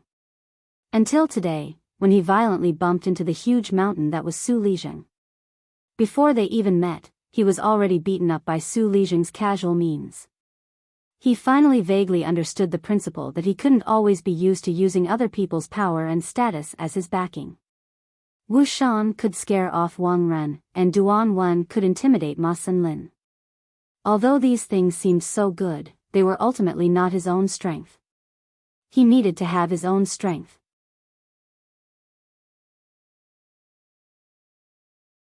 Chapter 381. I want to be the kind of person who can control the fate of others with a single word. I want to have the power to look up to heaven and earth and not have to bow down to anyone.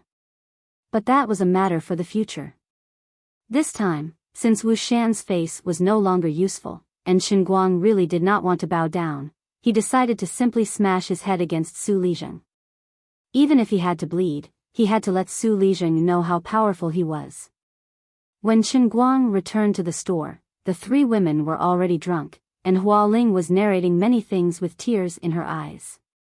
At this moment, Chen Guang finally understood why she lost control of her emotions. He never thought that Ding Lu and Hua Ling were roommates. There were 4 girls in a dorm, and Ding Lu ended her fragile life hastily. The other 3 girls in the same dorm, on the other hand, received the recommendation for postgraduate studies in their second year, and never missed out on scholarships during their undergraduate years. The school was trying to cover up something with benefits, it was self-evident. Hua Ling and the other 2 girls spent 4 whole years on the road paved by Ding Lu's blood and life. He did not know how the other 2 girls were doing, but Hua Ling's heart had been in pain for 4 whole years. It was self-evident how depressed she was. No wonder she always said she didn't want to do postgraduate studies. If it was Chen Guang, he probably wouldn't even be able to stay there for a day. There are a lot of rumors about Xiao Lu, but I can tell you that only half of them are true. I've been hiding this in my heart for 4 years. I can't hold it in anymore. Many people think that Xiao Lu voluntarily slept in Wang Ren's bed, but let me tell you, one day, Xiao Lu told us that Wang Ren only asked her to go outside the school for a simple talk, but after she came back, she cried non-stop. I asked for a long time before I found out that she wasn't willing at all. She was drugged by Wang Ren. The school didn't allow us to say it, so they kept coaxing us. Su Lijing also knows about this. He knows who I am. If I didn't meet Teacher Zhua, I wouldn't even want to do postgraduate studies. I'm living in pain every day. Now that 4 years have passed, Su Lijing also knows that it's useless for us to say anything. They can expel me if they want to, I don't really care. But I just hate people like Wang Ren. Why doesn't anyone give him the retribution he deserves? Hua Ling gulped down a big mouthful of white wine and almost coughed up blood. Before she collapsed, she slammed the table and said. Zhong Yu also slammed the table. Scum. Scum. Bastard. Then, Zhong Yu also collapsed. Zhuo Jingxi drank a little less than the two girls, but she was also drunk. She first looked at Hua Ling and Zhong Yu, and no one knew what she was thinking. Suddenly, she turned to look at Qin Guang, who was sitting next to her, and hugged him fiercely. Why is it so hard to be an innocent person? Then, she began to bawl. She did not know how many times she had cried today. Zhuo Jingxi had never been such a weak woman, but this time, she was truly hurt by the cruelty of reality. Qin Guang didn't avoid her at all. He turned around and hugged her. After a long time, he whispered in her ear, Teacher Zhuo, don't worry. I will give all of you an explanation. You won't leave the lab, and Hua Ling won't be fired. This is all I can do for now, but sooner or later, I will give all of you an explanation. Good and evil will be repaid. Qin Guang never made promises easily. Even if Zhuo Jingxi, who was already drunk, didn't remember what he said, he had to keep his promise since it came from his mouth. Stopping Zhuo Jingxi, who still wanted to pour herself more wine, Qin Guang sullenly drank a mouthful of wine. It was exceptionally bitter. Of the 4 people, 2 were so drunk that they fell asleep. Zhuo Jingxi was also so drunk that she couldn't walk properly, but at least she could still stand up straight. Qin Guang spent a lot of effort to hold Hua Ling and Zhong Yu in each of his arms. Then, he let Zhuo Jingxi walk unsteadily in front. Under the envious and jealous gazes of many people, he finally sent Hua Ling and Zhong Yu back to their dormitory. Seeing Zhong Yu and Zhuo Jingxi go upstairs with the help of their roommates, Qin Guang let out a sigh of relief. The strange looks he received on the way back were really quite uncomfortable. Qin Guang's hard work for the day wasn't over yet. He still had to send Zhuo Jingxi home. Perhaps it was because of the cold wind blowing on her head on the way back, but Zhuo Jingxi was getting more and more drunk.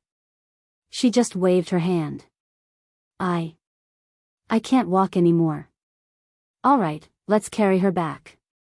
It's much easier to carry one person. Qin Guang, do you think people like Wang Ren should go to hell? Zhuo Jingxi mumbled as she lay on his back. Qin Guang nodded. Yes, they should go to hell. As soon as he finished speaking, he heard snoring behind him. Zhuo Jingxi had already fallen asleep. After arriving at her house, Qin Guang spent a lot of time to settle her down. She was so drunk, and he didn't dare to leave her alone at home. He went to the living room, turned on her computer, and started to work on his own matters. Qin Guang had a rough plan in his mind. If it worked, he really didn't need Wu Shan's help to tire Su Lijing out. Logging into Weibo, it had been a few days since he posted the Dota video of Windrunner. However, this time, he didn't let Jin Jiang and Zhong Yu repost it. Although the 2 girls had the urge to do so, they held it in. With the same ID, the 2 girls reposted it once in a while. It could be explained that they were attracted by his video, but if this person reposted every single one of his posts, who knew how much gossip would come out of it? Qin Guang also told the 2 girls that with their help, he had already taken the first step on his road to being an internet celebrity, and that was enough. In the future, this ID might become more and more conspicuous, and there might even be more and more people trying to dig out the true identity of the almighty Superman. Therefore, it was best for the 2 of them to distance themselves from their relationship on Weibo and not get involved again. If they were asked in the future, they could at least lie to the media. The 2 girls faintly felt that it was a little funny. Only 1 million fans, far from being a real internet celebrity. However, the 2 of them didn't point out Qin Guang's arrogance, and only said, as long as you're happy. In the end, the game was still limited by the rules of the game itself. No matter how eye-catching the maneuvers were, it was difficult for people to see how much was beyond the limits of human beings. Moreover, the audience of the Dota video wasn't wide, so this video didn't cause much of a stir on the internet. It only circulated among the Dota players for a while. After all, this was the first person's view of the only godly player in the national server so far. In half a month, the Weibo fans of this almighty Superman increased from nearly 1 million to 1.2 million, an increase of 200,000. Compared to other internet celebrities, it was a drop in the bucket, but this increase was already higher than the total number of fans of most game streamers. Even in his private messages, live streaming websites began to invite him to be a streamer. Considering that he had to register with his real name to be a streamer, and the income wasn't so high that he couldn't refuse, Chen Guang wasn't tempted at all. After thinking about it, he called Wang Qing and asked him to send the Xiangjiang car racing documentary that he had secretly produced to his email. He wanted to delete the front and back parts and only keep the scene of him wearing a mask and sitting in the car. At the same time, he wanted to cut off the part about selling the car and only keep the most important part about racing. He wanted to increase the influence of his Weibo account as fast as possible. Water could carry a boat, but it could also capsize it.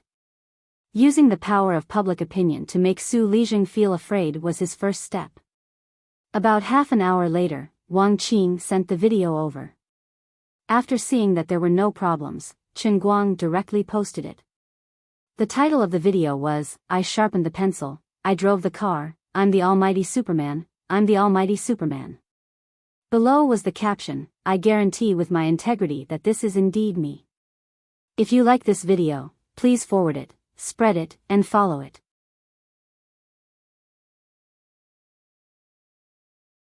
Chapter 382. After posting the video, Chen Guang constantly refreshed his Weibo. As he looked at the reposts, the number of comments gradually increased. Usually, he was a rather casual person and rarely did anything with a strong sense of purpose. But tonight, he was different. 5 minutes later, there were 3,000 replies and 8,000 reposts. 20 minutes later, there were 8,000 replies and 20,000 reposts. An hour later, there were 16,000 replies and 40,000 reposts. Similar to the last time, the driving skills he showed in Hong Kong were also incredible, beyond human understanding, and more down-to-earth than sharpening a pencil. There were not many people who deliberately practiced sharpening pencils. But when it came to driving, although not everyone could drive, everyone had sat in a car before. In addition, there was one more topic of debate among the netizens below. According to usual practice, some people first questioned the authenticity of the video. After all, these scenes could hardly be seen even in a movie like The Fast and the Furious. Then, when the authenticity of the video was verified by the technical geeks and the fans who witnessed the miracle that day, and gradually confirmed that it was completely true, a new theory arose. Was this Weibo user called Almighty Superman the same person in the car? This also caused widespread controversy. But the appearance of the V Special Agent Team mask showed that the credibility of his statement was still very high. An hour and a half later, after the initial promotion by fans, this Weibo ushered in the second wave of explosion after a slow brewing. More and more Weibo users who had almost forgotten about Almighty Superman suddenly remembered this person. After watching this video, more and more internet celebrities used their own channels to inquire about the authenticity of the news. They knew that this was indeed the racing god of this generation who had been crowned a god in the circle some time ago, so they took the initiative to repost it. In fact, it was the first time that many internet celebrities saw this video. Perhaps some people had heard of the story of the Xiangjiang car gambling race, but the race organizers did not release the live video of that day to the public. Without some special channels and connections, it was impossible to get the video. After all, the car gambling race was an underground race that did not see the light of day. According to the usual style of the organizers, once this kind of video appeared on the internet, they would take the initiative to block it. But this time, they did not do so and acquiesced. At this time, the number of comments on this Weibo post had skyrocketed to 30,000, and the number of reposts had reached 100,000. Uncle Cheng, who was far away in Hong Kong, even called to inquire about the situation. He was worried that Chen Guang's video had been stolen. After confirming that it was Chen Guang who did it, Uncle Cheng stopped asking about it. He just found it funny that Chen Guang had great power, but he did such a trivial thing. Then he told Chen Guang that the organizer of the car race had just called to inquire about the situation. Uncle Cheng regarded this matter as child's play, but Chen Guang didn't think so. He just smiled as he looked at the influence of his Weibo account. The light in his eyes became more and more scorching. Even Jiang Yage and Jin Shirihua might not be able to achieve such a skyrocketing number of comments and reposts, let alone Chen Guang's number of followers was only a few tenths of those two. However, Chen Guang managed to do it. His videos weren't like Jiang Yage's, which didn't have any substance.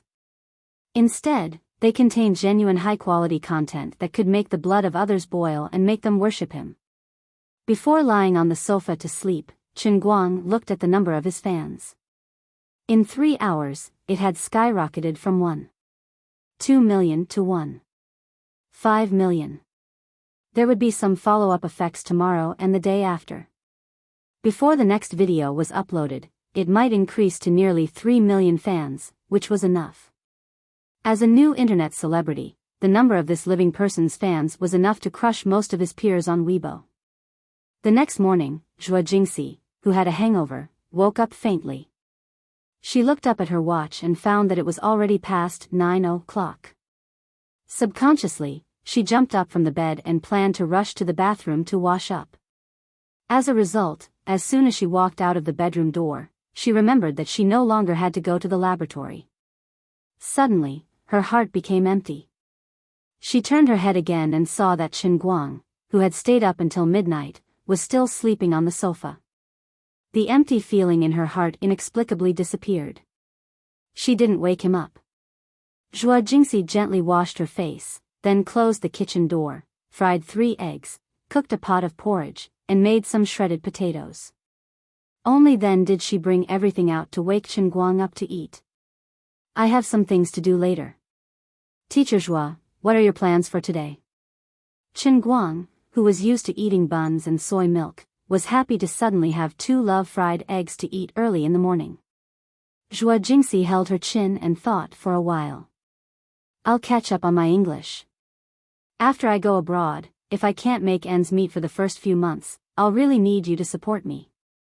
Once she accepted this setting and was stripped of her identity as Chen Guang's tutor, the grudge in her heart towards the teacher-student relationship unknowingly disappeared.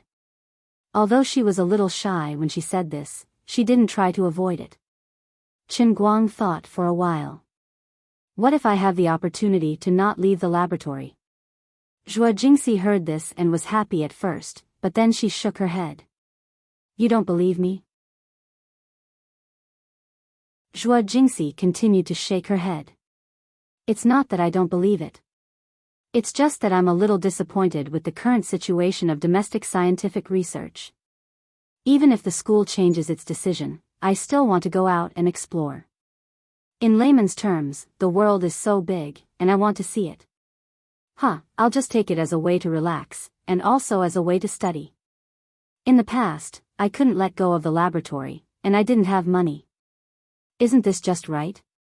It's a rare opportunity. As she said this, she looked at Chen Guang a little embarrassedly.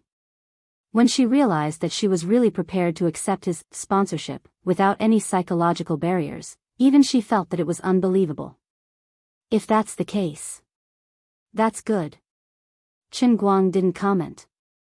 If it wasn't for the fact that he had so many things on his mind, he might have noticed the obvious change in Zhuo Jingxi's attitude and took the opportunity to tease her. Oh, right, don't stir up any more trouble. Go back to school and comfort Hualing. Although she's a carefree person, I'm sure she's not satisfied. Chen Guang nodded. Don't worry, I'll go find her. After leaving Zhuo Jingxi's house, Chen Guang didn't go back to school immediately. Instead, he went straight to the water bar opposite Wenxing Branch and asked for a private room. He then called Wu Tong and told her to find him at the water bar after work at noon. At noon, Wu Tong, who had changed into casual clothes, sat down with a stack of documents in her hands. Chen Guang took a look and couldn't help but feel a little disappointed. Although Wang Ren's table manners were ugly in school, when he was in the Jinhuan school, most of the time, he would take meat from the students' mouths. He said that it was corruption, but this kind of thing usually didn't leave any substantial evidence. It wasn't until after he went to the School of Chemical Engineering that the equipment purchase orders for the School of Chemical Engineering showed a relatively high price in the past few months. It could vaguely be considered corruption, but there was no substantial evidence.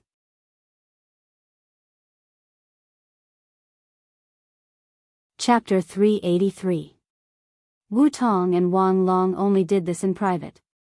As the main executor of the investigation, Wang Long couldn't directly go to the school as a police officer to avoid alerting the enemy. Instead, he found another reliable person and had this person contact a few well-informed students to indirectly inquire about Wang Ren's past. For example, which student was caught cheating in an exam and fell into Wang Ren's hands, but there was no record of any disciplinary action after the investigation. Then there was a high chance that there was something fishy going on. This was how the police handled cases. This was called preliminary investigation. If the person they were investigating was an ordinary person, they might be able to directly talk to other teachers and leaders of the school to dig out more information. But this time, the person they were dealing with was Wang Ren, Su Lijing's nephew. He was especially sensitive, so the current operation could only stop at the level of a student. However, Chen Guang was a well-informed fellow. In the past, he had never sorted out Wang Ren's matters in his heart. But when he came here today, he started to recall as he looked. At the same time, he took a piece of paper and added to it. Unknowingly, the pile of evidence that Wu Tong had painstakingly organized was more like gossip than evidence, completely destroyed by the stuff that Chen Guang had dug out of his head. Looking at the 2 pages of paper that he had written densely, Lord Guang looked at Wu Tong with a meaningful gaze. Believe me, I'm really a cute little boy. I'm definitely not a gossipy person. Do you think I'll believe you? Isn't your university a little too much? Are you there to study or to be a gossip collector? Wang Long indirectly asked at least 8 people for information, and everything he collected is here. But you know everything and even added 2 more pages for me. Just how much gossip is in your head? Wu Tong was almost defeated by him. Poor comrade Wang Long did all his work for nothing. If you're so capable, you should have said so earlier. Chen Guang scratched his head. No, Brother Wang's work isn't for nothing. It can help me inspire ideas. That's right. Wu Tong poked his head. Save it. You're still trying to inspire me? Besides, the quantity of these things is far from enough. The lab equipment suppliers who had bribed him with money were the real deal, but they weren't easy to deal with. Look, these purchase prices look a little suspicious. If you think about it carefully, there is indeed something behind it. But isn't this the unspoken rule of the industry? These suppliers were also very cunning. They were all experts, and they would not easily leave behind any evidence that could be used against them. Sigh, my head hurts. Unless we can sow discord between us and let one or a few suppliers take the initiative to jump out as witnesses. Wu Tong rolled her eyes at him. Have you watched too many movies? What stain witnesses? How can other people still do business? Chen Guang smiled confidently. Why would I still want to do business? I'll buy him. You can do that? Wu Tong's eyes widened. Chen Guang nodded. Why not? The people who sold the equipment were just distributors, not the manufacturers. Some of them had the label of a general agent, but to put it bluntly, it was just an empty shell. I bought it in one bite, and then found the salesperson who was in contact with Wang Ren at that time. Isn't this irrefutable evidence? Where did you get the money? Even if it was an empty shell, other people wouldn't just sell it, right? It should be at least a few million, right? Also, Even if you really bought someone else's company, you wouldn't have any evidence against them. Who would want to find trouble with Su Lijing? That's right. I'll think of another way later. Chen Guang looked at the entire list of lab equipment distributors in Wu Tong's file and pondered. He did not comment on Wu Tong's opinion. Using normal methods, he might not be able to pry open the mouths of those suppliers. But since Chen Guang wanted to do it this time, he had to see it through to the end. He suddenly remembered something and said, "There is another person. Let's go to his house tonight to meet him. Maybe he can provide us with something useful." Who? Our school's deputy dean. Mr. Han. After all, Wu Tong was now the deputy bureau chief. She still had a meeting in the police station in the afternoon. Investigating Wang Ren was her private action. At the same time, she had to avoid other people in the police station. She could not rule out the possibility that someone in the Wenxing branch guessed some inside information and went to inform Su Lijing. After dinner, Wu Tong went back to the police station. Chen Guang went back to the school and walked in the direction of the graduate student dormitory. When he arrived, he happened to see Hualing bitterly moving things down from the dormitory building. Zhong Yu was next to her, helping her carry another box. "Why are you in such a hurry to move out of the school? Tell me if you want to move things. Is there no student who is willing to help?" Chen Guang walked up quickly and snatched the box from Hualing's hands. He carried it on his back. Zhong Yu spat, "Stop talking." When we were eating in the cafeteria, the deputy dean of the graduate student faculty ran to our table and pointed at Hualing's nose. He told her that she must move out today. If she delayed any longer, the school security would come and kick her out. Others? The school has already posted the punishment notice under the dormitory building. Who would dare to get into trouble? Aren't you afraid? Hualing asked Zhong Yu with a smile. She didn't seem to care at all. Zhong Yu shrugged, "What am I afraid of? Anyway, I've already been detained. They can't just give me a punishment for helping you carry a box, right? That's hard to say." Hualing laughed, "I'll be waiting for you." Zhong Yu pouted, "Actually, my family always said that it's useless for me to study. After I graduate, I should go to work. If I work, I can get married and make do with my life. Fortunately, I wasn't expelled. Otherwise, believe it or not, I would immediately find a job for you guys to see." Chen Guang, who was walking in front, laughed, "Follow me to the parking lot. My car is over there. You too, don't be anxious. The good show has to wait. Senior Hualing, don't be anxious either. After we get out, let's rent a house in the neighborhood over there. Maybe you'll have to move back in a few days. Don't say that you don't want to study anymore. Both of you say that you don't care, but in fact, you really want to do something with Teacher Zhua, right? This photocatalyst thing is really magical. I've only been in contact with it for a few days, and I feel like my whole body is about to sink into it. Even in my dreams, I want to see something that can be made into something real to benefit the future generations. Yo, I still don't know that you have a car." Zhong Yu teased. Chen Guang was proud, "Of course. There are some things I don't want to say in front of Luo Jin. Now that we're on the same side, I'll say it here. If I don't do my job well and Senior Hualing can't go back to school, I'll open a company and you can come to work here." The two girls covered their mouths and laughed. They thought that he was really funny. Seeing that the two of them didn't believe him, Chen Guang hid his words in his heart. He was waiting for the two of them to see his phaeton and worship him with sparkling eyes. "Yo, not bad, young man. A Passat. It looks quite impressive."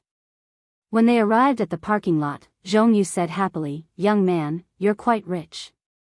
Looking at the Passat logo that he had deliberately asked the 4S shop to make, Chen Guang felt a faint pain in his balls. He said, "This is a phaeton." "You're so funny." Hualing and Zhong Yu said in unison. "It really is a phaeton." Okay, it's a phaeton, it's a phaeton. I'm really scared of you. Zhongyu said.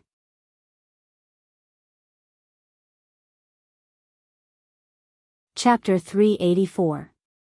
According to Hualing's original plan, she wanted to take the things to the train station and ship them back to the northeast.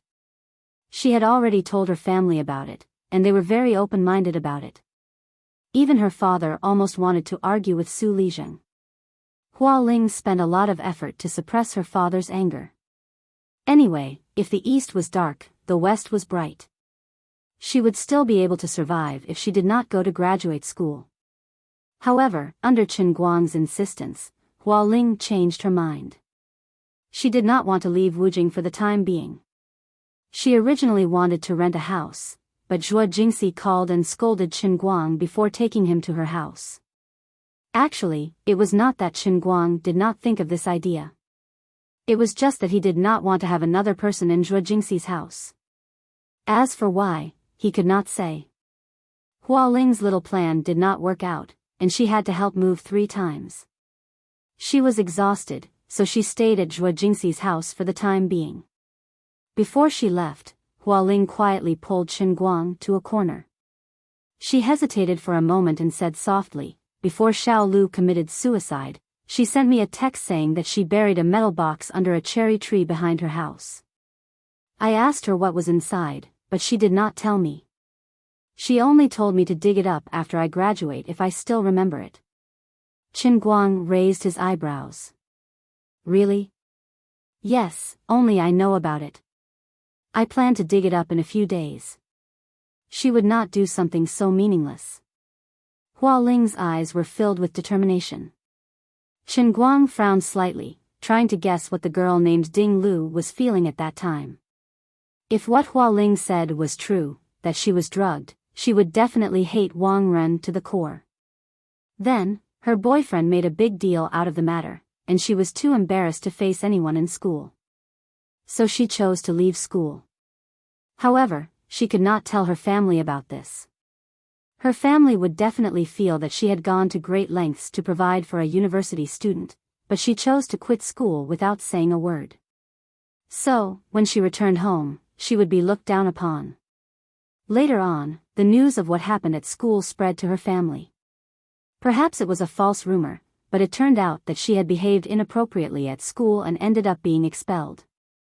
It was as if she had been abandoned by the entire world, so she chose to commit suicide. Before she died, who was the person she hated the most? Who did he want to take revenge on the most? Her boyfriend who didn't understand her and took the matter to the school forum? A family that placed all their hopes on a university student like her, only to end up with nothing? Of course not, it must be Wang Ren who pulled her into the abyss. However, she knew that there might not be many people in this world who could help her. She was a student, and Wang Ren was the dean of the discipline department of the academy. He was famous in the academy for being able to cover the sky with one hand and committing all sorts of evil deeds. Moreover, Su Lizheng was there to protect him. Who could deal with him? Therefore, she locked her last hope of revenge in a box, buried it in the soil, and told her best friend, Hualing. However, she also understood Hualing's helplessness, so she only asked Hualing to dig it up after graduation if she still remembered it. Otherwise, she wouldn't have gone through so much trouble. The thing in the box would definitely drag Wang Ren to hell. Perhaps, Ding Lu only hoped that the net of heaven had long arms, and that she had planted a seed of hatred. In the future, there would always be someone with enough power to water the seed, make it sprout, and grow into a vengeful tree that would hang Wang Ren to death. Of course, even if there was irrefutable evidence, with Wang Ren's background, it might not be able to bring him down. There were too many similar cases in the world. Truth often lost to power. However, it was different this time, because there was Chen Guang. After understanding the reason, Chen Guang's eyes lit up. He had been worried that he couldn't find the conclusive evidence, but he didn't expect it to be in Hualing's hands. "Don't worry, wait for a few days. I'll go with you to Ding Lu's house, and I'll try to keep your status as a student," Chen Guang said. Hualing waved her hand. "I know you're considerate, but forget it." That's Su Lijing we're talking about. In fact, if it weren't for this incident, I would have kept Xiao Lu's secret in my heart for the rest of my life, and never cared about that iron box. I'm not that noble of a person. Don't say that, you're already very brave, Chen Guang laughed. What are you two whispering about? Are you going to have dinner together again? At this time, Zhong Yu came over. Chen Guang shook his head. No, I have something to do and have to go back to school. By the way, is there a piano in school? Piano? Why are you asking? There's one in the performance hall of the Institute of Arts. If it was during school hours, I could contact the students in the Institute of Arts, but it's summer break, and the door is locked, Zhong Yu said, puzzled. Chen Guang was happy. It would be even better if the door was locked. Let's go there tonight. Thinking about it carefully, he was really busy. He had to hurry up and record a video, and prepare to go back and write the evidence he had so far into a story. He also had to be busy collecting further evidence. In the past, he had never done anything with such a clear purpose. Now that he had found a direction, Chen Guang felt that he was unbelievably fulfilled. It was as if he had become Don Quixote, riding a skinny donkey, waving the lance in his hand, ready to crash into the mountain that was Su Lijing. Hua Ling and Zhong Yu stayed at Zhuo Jingxi's house for dinner. The three girls looked like they had a lot to talk about, so Chen Guang did not interfere. When he returned to the dormitory, he first opened Weibo. Half a day had passed, and the number of comments on the racing video had exceeded 150,000.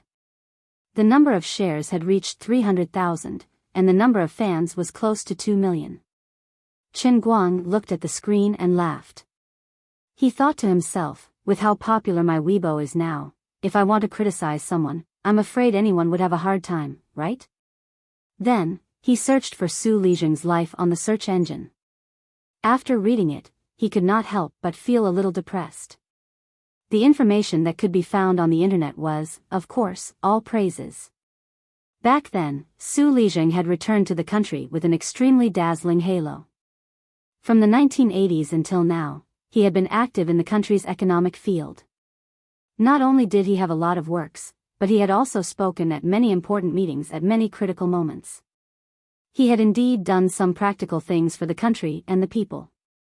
Even during several financial crises, Su Lijing also participated in the expert group, racking his brains to come up with strategies for the leaders at that time. The policies that were introduced one after another helped the country to remain independent in the turbulent international economic environment at that time and maintain rapid economic growth for many years. Their expert group was the predecessor of the central think tank. Until now, Su Lijing was still a core member of it. This was information that Chen Guang dug out from Wutong. From this perspective, Su Lijing, who had given up the generous treatment abroad and devoted himself to the construction of the country, was simply a perfect scholar. Not to say that he was comparable to the 2 bombs and 1 star, but from an economic point of view, his wisdom alone was enough to rival hundreds of billions of companies. But, no one is perfect. Chen Guang's face was gloomy. He felt vaguely sad to be enemies with such a person. It was not because he was afraid, but because he felt sorry for Su Lijing from the bottom of his heart. Perhaps Su Lijing felt that he was a person who had contributed to the country. Allowing a small figure to act like a tyrant in a small area of the school was far less damage to the country than his own contributions, so it was not a big deal. From a big point of view, that was indeed the case. But when the matter was narrowed down to Ding Lu alone, Su Lijing became Satan standing behind the devil. Everyone had their own definition of justice in their heart. Their starting point and foothold might be different. But this time, Chen Guang decided to stick to his justice. You may hate me, but someone has to remove the thorn that is Wang Ren from your body. I'll do it.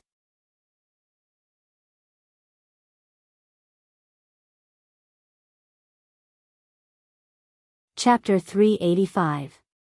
Just as he was about to go out and meet Wu Tong, Chen Guang unexpectedly received a call from the form teacher. In Gokyo University, the form teacher and the counselor were 2 different systems. The form teacher was usually in charge of a class, mainly in charge of learning, but there was nothing much to manage. The number of times Chen Guang had seen the form teacher during his 3 years in university could be counted on one hand. The counselor was in charge of several classes at the same time, mainly in charge of the daily life and discipline of each class, as well as the distribution of scholarships. At the same time, the school policies were conveyed to each class. The teachers and students often interacted with each other. Now that Zhuo Jingxi had been removed as a counselor, the form teacher that he had not seen for a long time finally appeared. The form teacher first asked where Chen Guang was, and when he heard that he was still in school, he said that he would come to find him immediately. After hanging up, Chen Guang did not need to think to know the purpose of his visit. Not long after, the mysterious form teacher, Teacher Zhou, ran over with a head full of sweat. When she saw Chen Guang, she said to his face, "What's wrong with you? You beat Director Wang up like that." Chen Guang did not get up from his chair. He took a sip of tea and said, "Teacher Zhou, did you come here just to scold me?" "Oh, I know. I've been scolded by you. That's enough." Teacher Zhou did not expect this kind of attitude from him. She was stunned at first, then said angrily, "How can you still act like nothing happened? What else can I do? So scared that I can't eat or sleep? How can you not know what kind of person Wang Ren is? So what if I beat him up?" Chen Guang looked at this person calmly, thinking that he was particularly funny. Teacher Zhou slammed the table. "You really have no remorse at all? Why should I have remorse? He shouldn't have hit me. I don't want to repeat the cause and effect of the matter with you, because it's meaningless. All right, Teacher Zhou, you've already been here, and I've received your intention. You can leave. This is your job, and I understand. But I don't want to waste my saliva on you. I'm very busy." Chen Guang asked him to leave. "You're chasing me away?" Miss Zhou had heard of a rather arrogant boy in her class before. She also knew that he was the one who forced Wang Ren to leave the Jinhuan Academy, but she did not expect him to be so difficult to deal with. "I'm not chasing you away. It's just that even if you keep talking to me for 7 to 8 hours, it'll be useless." Teacher Zhou choked on his breath. Instead, she was shocked by his stubbornness. Her tone softened again. "Chen Guang, listen to me. Don't think that I was ordered by someone to scold you. I'm doing this for your own good. Now that things have already happened and Director Wang is magnanimous enough to not pursue the matter further, the Academy's leaders hope that you can at least go and apologize. This can be considered as making peace. Do you think that's okay?" So that was how it was. Presumably, the matter had already been spread to the ears of Principal Tong and the others. Although Su Lijing didn't say anything, it was impossible for him to have no grudges in his heart. The leaders of the Jianhuan Academy had no way of knowing what was on a higher level. They could only speculate about Su Lijing's thoughts from their own point of view. Hence, Dean Tong had a huge headache. Vice Dean Deng, who was originally on the same side as Wang Ren, had no way of not doing something. Principal Tong was extremely distressed. He vaguely guessed that perhaps Wu Shan and the vice principal had reached a compromise.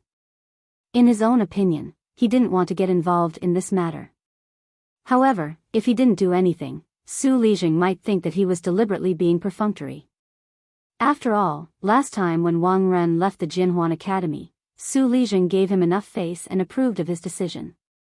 However, at that time, Wang Ren only moved to another place. It wasn't like this time where he was sent to the hospital. This time, he had to do something. He couldn't do nothing, but he also couldn't be biased towards either side. Otherwise, he would get himself into trouble. Principal Tong thought hard for a long time and came up with a good plan. He might as well be the peacemaker and persuade Chen Guang to apologize to Wang Ren. Then, this matter would be completely suppressed. As for the other people who were implicated because of this matter, he couldn't protect them even if he wanted to. Even old lady Shu couldn't protect them, so he was also powerless. As the principal, there were some things that he couldn't say clearly. He let Teacher Zhou, the teacher in charge of Chen Guang's class, do it for him. Unfortunately, he couldn't tell Teacher Zhou that Chen Guang had Wushan as his backing. Teacher Zhou had to be more careful when talking to him. Wasn't that a little too much? Therefore, Teacher Zhou couldn't completely understand Principal Tong's meaning. She still used that condescending tone to talk to Chen Guang. The conversation broke down the moment they met. Regarding Teacher Zhou's suggestion, Chen Guang said straightforwardly, "Apologize? Save it. I think he deserved to be beaten. Even if he beat me, I'm not interested in apologizing." "You? How can you be like this? We are doing this for your own good. There are some things that I shouldn't say. But as for Vice Principal Su, in short, if you can go and apologize, it will be a good thing for you and the academy. Why don't you listen to my advice? Isn't it just an apology? It's just saying a few words. Is it that hard? If others don't pursue this matter, can't you give them a way out?" Glancing at Mr. Zhou, Chen Guang instantly understood what was going on. Yes, they didn't pursue this matter. Teacher Zhua, Senior Zhongyu, and Senior Hualing, you know about it, right? Then tell me, I was the one who beat him up. They didn't pursue this matter, but they punished other unrelated people. What's the meaning of this? Why? Chen Guang asked. Teacher Zhou was stumped by his question. Why? Yes, why?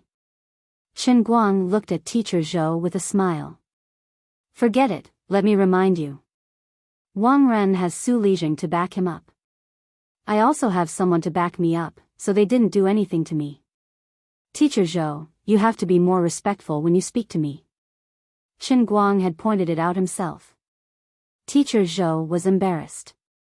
He couldn't continue with the harsh words, and neither could the soft ones. Seeing his awkward expression, Chen Guang was not in the mood to waste time with him. He rolled his eyes and said, "Okay, I'll apologize to Director Wang tomorrow or the day after." Teacher Zhou was overjoyed. She did not expect that there would be a glimmer of hope. Really? Chen Guang nodded.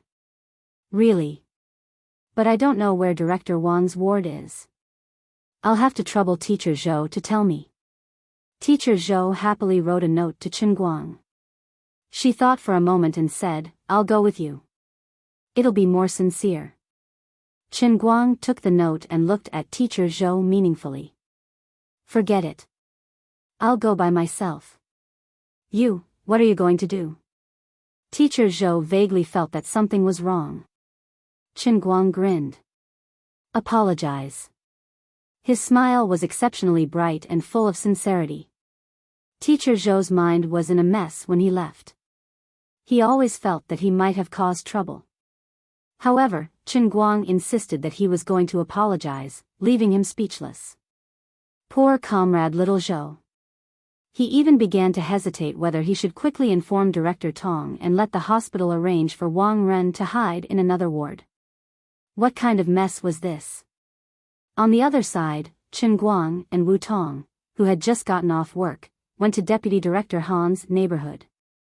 Old Lady Shu asked Chen Guang to look for Deputy Director Han, but she did not want little Han, who had no real power, to be dragged into this mess. Therefore, it was better to go directly to his house to talk face to face. Chen Guang was also a repeat customer of this neighborhood. Wu Tong's memory was also good. When she stopped the car, she clapped her hands. It seems that when we met by this river, you helped me catch a thief? Why did you come here that day? Chen Guang's mouth twitched.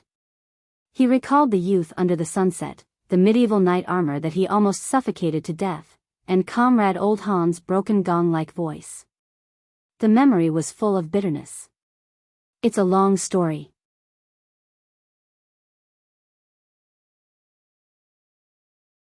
Chapter 386. Vice President Han didn't let the two of them enter the community. Instead, he ran out sneakily and pulled the two of them to a pavilion in the park by the river to sit down and chat. He was indeed very afraid of Su Lijing. He was not the only teacher of Gokyo University in this community. He was afraid of being seen by others. Chen Guang, don't laugh at me. I can't help it. If I were 20 years younger, I would stand out and testify with you, but now. Old Han said with some shame. Chen Guang interrupted him, Vice President Han, don't say that. I understand. I am very grateful that you are willing to give me these things. In Chen Guang's hand was a list of names. There were not many names, just a few people. But it was different from the list that Chen Guang had sorted out himself. It was full of young female staff who had come in and out of the college over the years. About half of the students, including Chen Guang, knew about it. After all, Wang Ren was arrogant.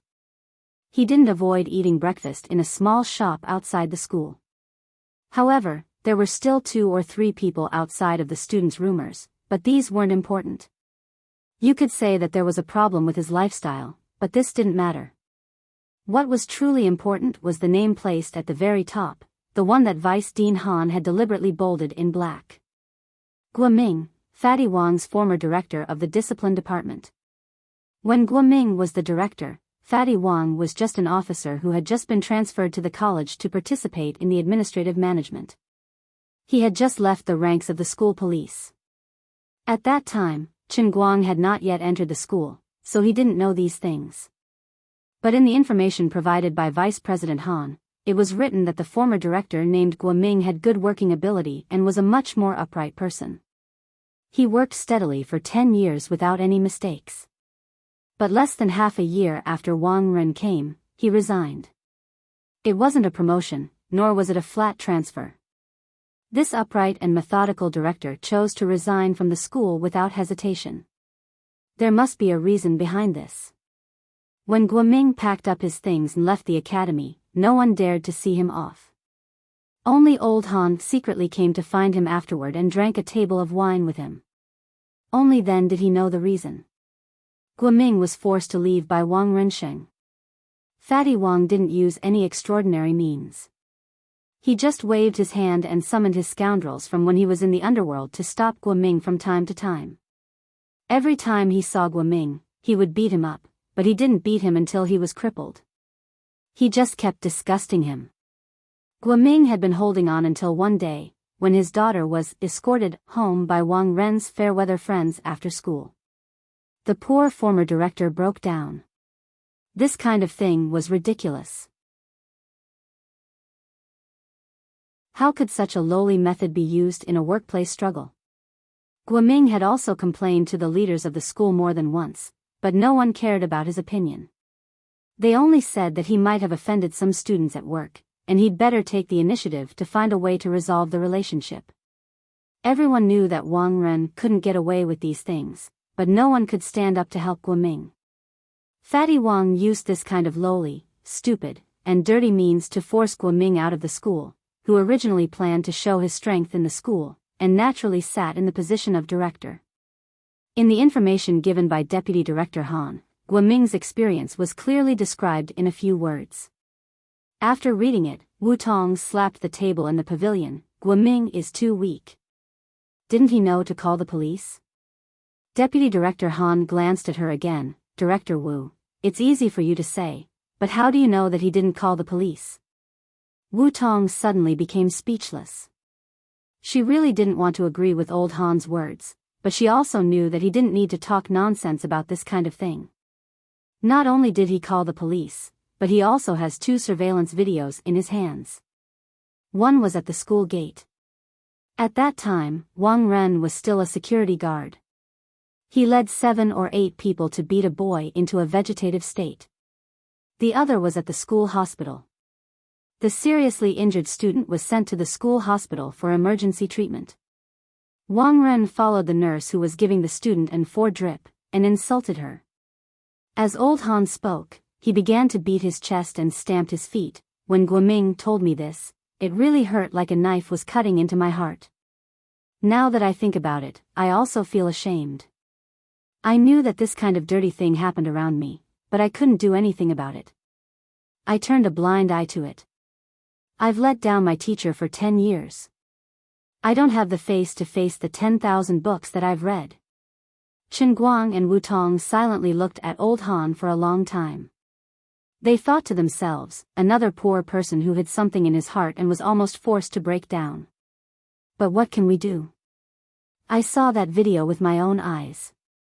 Guoming sent it to the Commission for Discipline Inspection, the police station, and the procuratorate, but all of them disappeared without a trace. In this vast China, who can touch Su Lijing's son? Actually, I also wanted to be like Guoming. Seeing that things weren't going well, I would just hide away. But teacher Shu wouldn't let me leave. She said that the current elder Tong was obsessed with administration and had no heart for learning. Vice Principal Deng was even more of a sucker for the rich and only cared about singing praises for the good and helping Wang Ren do evil. If I leave too, there'll be no one to support someone like Xiao Zhua who sincerely wants to learn. This place of learning will really become that bastard Wang Ren's den of lust. As Old Han spoke, he desperately pounded his head with his fists. Just like that, he seemed to have aged more than 10 years. After waiting for a long time, Guoming arrived. Today, he was already in his 40s. His face looked oily, and he no longer had the dispirited and depressed look he had when he left school. After he left school, he found a second spring in his career. He found a job at a listed company. Now that a few years had passed, he was already that company's administrative department manager and the head of human resources management. Before coming here, Old Han had already told him what happened today. He seemed to be very busy. He sat down and went straight to the point. You guys want to collect evidence to accuse Wang Ren? Chen Guang nodded. Wu Tong also nodded. I'm Wenxing Town's deputy chief Wu Tong. We are indeed collecting evidence of Wang Ren's crimes. Guoming looked at the two of them with a scrutinizing gaze, then turned to look at Old Han. To be honest, the two of you are too young for me to trust. Many years ago, I did this myself. Of course, my ending was quite miserable. Luckily, I had a good classmate who helped me out. Now I'm living quite well. With just the two of you, I really don't think you can do anything. Wu Tong gritted his teeth. Mr. Gua, I'm really determined this time. Guoming suddenly laughed. Thank you for your determination. The world is lacking people like you. But what's the use? My life is very stable now.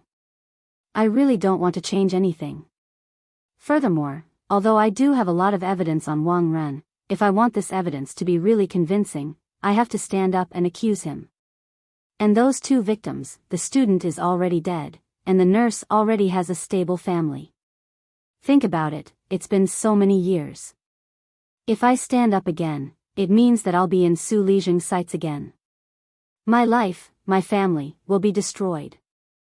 Needless to say, that nurse's husband doesn't know that she was once humiliated. What reason did you use to convince her to stand up and accuse Wang Ren? Young man, this world is cruel. You guys are taking it for granted. Forgive me for not being able to keep you company.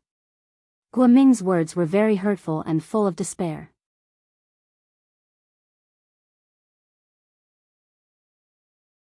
Chapter 387. Are you afraid? Are you backing down? Wu Tong asked anxiously. Guoming shook his head. I just don't want to do something pointless. At this moment, Old Han, who had been silent all this while, said faintly, this Chief Wu's father is Wu Shan. Guoming, who was speaking with confidence and composure, suddenly paused. When he looked at Wu Tong again, the look in his eyes was completely different from before. Really? He turned his head to look at Old Han. Old Han nodded heavily, really. Chen Guang and Wu Tong stared at Guoming. No matter what he said next, the two of them understood his decision. Guoming wasn't spouting nonsense.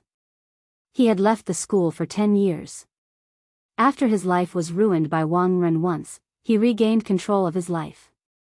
Everyone knew how protective Su Lijing was. No matter if the accusation was successful or not, Guoming was just an ant in front of Su Lijing that could be easily crushed to death. It really took a lot of courage for him to make such a decision now. Guoming stared at Wu Tong as if he hated her. Why did she put the opportunity in front of him again after 10 years, making him face such a painful and difficult decision? But Guoming seemed to be thanking her. She let him know that there were still people in this world who were willing to stand up for justice. He even thought that Wu Tong's motive might not be that simple. Her actions might represent Wu Shan's instructions. Maybe this action wasn't just targeted at Wang Ren, but a drastic measure against Su Lizheng. That was even better. The only thing that could bring down a person like Su Lizheng was definitely not the law, but a higher level of competition. On a summer night by the river, a breeze blew through the willows. The air was filled with a damp, rotten smell. Crickets were chirping tirelessly not far away. The 4 people in the pavilion were silent. Finally, Guoming slammed the stone table and broke the silence. Let's do it. Let's send Wang Ren to hell together. Let Su Lizheng know what retribution is. Qin Guang, Wu Tong and Old Han laughed together. Old Han also threw the teapot in his hand. This old man will also do it with you. If there's a day when I testify in court, I'll go with you. The putrid smell seemed to vanish with Guoming's heavy slap. Not for fame, not for profit. Another comrade, with indomitable courage, stepped onto Qin Guang's warship. After all, there were still good people in this world. After the 2 parted ways with Old Han and Guoming, Qin Guang looked at Wu Tong, who was jumping around happily, and hesitated. Of course, he knew that what he was about to do was not what Wu Shan wanted to see. What Wu Shan wanted was balance, an exchange of interests, not a life and death struggle like he was currently doing. He also knew that the real reason Guoming and Old Han were interested in Wu Tong. They all thought that Wu Shan had instructed them to do what they did, but that was not the case. However, if they didn't use this method, the 2 of them might not be able to make up their minds. Qin Guang could only think in his heart, Vice Dean Han was a scholar, and Mr. Guo was a good administrator. If this matter really ruined their futures, even if he had to start a company in the future, he would have to help them make up for their futures.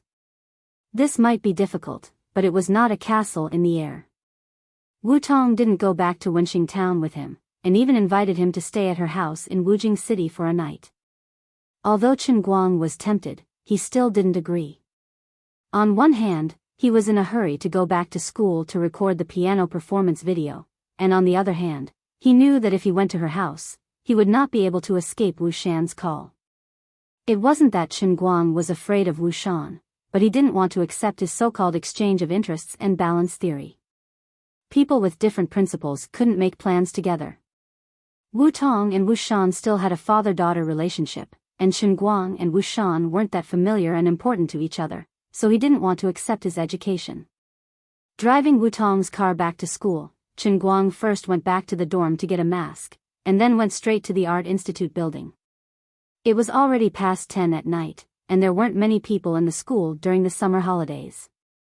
The huge campus was quiet and serene. Qin Guang turned into a black shadow, and climbed up the outer wall of the Art Institute building. Thanks to the experience of climbing the mast countless times in the Sea of Transient, he quickly climbed up the outer wall of the Art Institute building. After struggling for about 10 minutes, he finally entered the performance hall. 2 campus police officers were patrolling the school, and as they walked, they could vaguely hear the sound of a piano playing. "What's that sound?" one of the campus police officers asked his partner. The other turned his head to look in the direction of the Art Institute building, and couldn't help but feel creeped out by the cold wind. "Is someone playing the piano over there? Let's go take a look." "No. It's the middle of the night.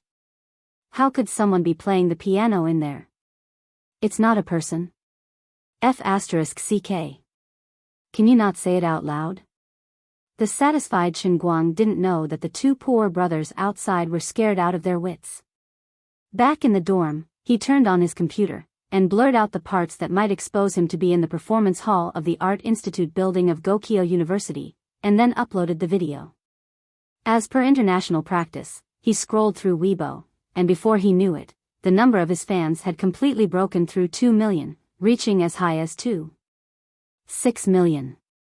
Weibo had already invited him more than once to activate his V verification and self-media verification. Chen Guang was tempted, but he still knelt down to the real name verification. His heart ached when he couldn't earn money. On the other hand, Wu Tong suddenly came home, and Wu Shan was overjoyed. He personally cooked a bowl of dumplings for her as a midnight snack, and watched Wu Tong eat happily. "Why did you suddenly come back today? What were you busy with?" Wu Shan asked. Wu Tong waved her hand. "Nothing much. I was singing a song with a few friends." "Why? Are you unhappy that I'm back?" Wu Shan did not suspect anything. "How can I do that? I'm more than happy about it. Why don't I transfer you to the city after some time? You can stay at home every day. I'm always alone at home, and I don't have anyone to talk to when I come home at night." Wu Tong rolled her eyes. "How can that be? You are the head of the department. Many people are lining up to treat you to a meal. It's not like you don't know that I never attend those events. My identity is sensitive, and I can't let others gossip about me." Wu Shan said. "That's right. Comrade Wu Shan, you are famous for being selfless, and willing to sacrifice your family for the greater good." Wu Tong felt that he was trying to tell her something again. She waved her hand impatiently, finished the dumplings, and went back to her room to sleep. After Wu Tong entered her room, Wu Shan frowned. He could tell that Wu Tong was hiding something from him, but he didn't dare to interrogate his daughter. Just when he was trying to figure out what Wu Tong was hiding, his phone suddenly rang. It was a call from Chen Guang.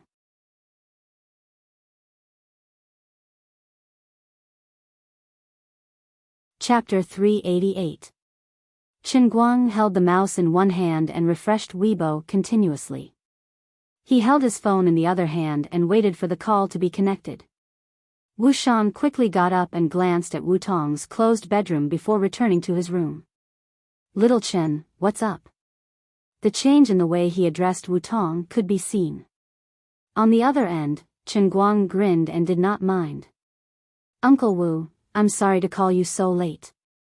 But there's one thing I think I should talk to you about in advance." Wu Shan's heart skipped a beat and he instantly understood.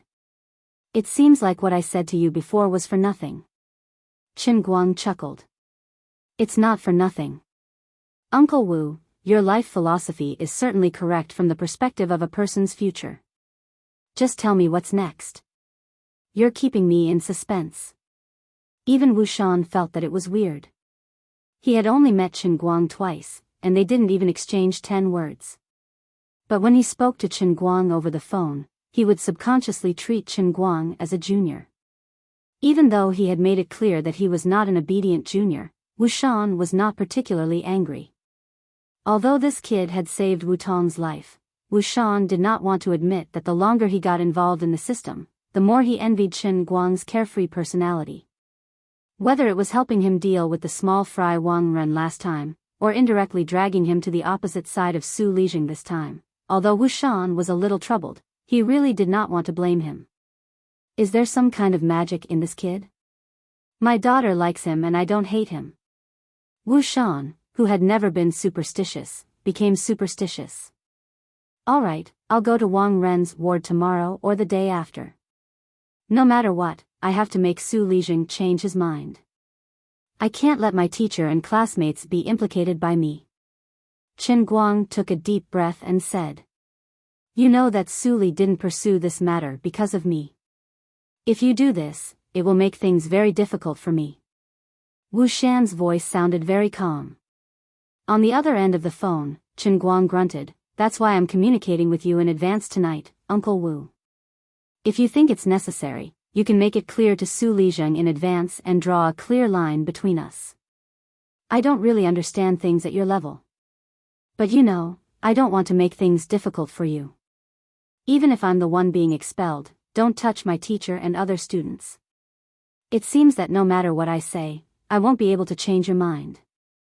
I'm a little curious. What do you have to make Su Lijing yield? Wu Shan asked curiously. I'm not afraid of you laughing at me, but public opinion. Public opinion? This is indeed a good thing, but it's not something ordinary people can control. I'm afraid it won't have any effect on him. Wu Shan began to guide Chen Guang. Uncle Wu, you don't have to worry about that. Anyway, I'll give it a try first. If it doesn't work, I'll think of something else. Since you've made up your mind and I can't persuade you, I'll wish you success in advance. However, you're still young. Listen to me, don't go to extremes. As for the impact this might have on me, you don't have to care about it. It's already happened anyway. Besides, since I've already protected you, of course, I won't go back on my word. This isn't just your fault. If I'm too weak, won't Su Lijing look down on me for no reason? Wu Shan recalled Chen Guang's true abilities. Although he did not know how he did it back then, it was true that he had single-handedly killed all the tyrannical bandits with Shijiu's strength. Such a person was equivalent to a huge time bomb. If he was really forced into a dead end, the consequences would be extremely serious. When Wu Shan said this, he looked in the direction of Wu Tong's bedroom. He really did not want to have to personally order the arrest of Chen Guang one day. Chen Guang grunted and hung up the phone. He lay back on the chair and pondered. Chen Guang did not know what Wu Shan would do. Deep down in his heart, he did not want Wu Shan to communicate with Su Lijing again. However, this idea seemed a little too selfish. He could not help but think that perhaps Wu Shan was right. Perhaps he really did not need to be so anxious. However, would retreating be useful? Would enduring make one live a happier life? Not necessarily. Back then, when the family's hot pot restaurant had an accident, Old Man endured it like this. However, the result that awaited the whole family was a hasty court judgment. They shouldered all the responsibility and were back to square one. Now, they had to bear millions of compensation debts. Even if it was willful, this time, I must do it according to the truest thoughts in the depths of my heart. Whether I'm naive, ignorant, or crazy, it doesn't matter. Endure for a moment, take a step back, and the world will be clear.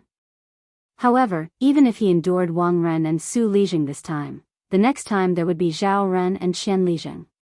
He would have to be like a tortoise, hiding in its shell and living in fear for the rest of his life. What was the point of that? The next morning, just as dawn broke, Chen Guang received a call from Wu Tong. She said that she was already waiting for him downstairs. Wu Tong looked apologetic.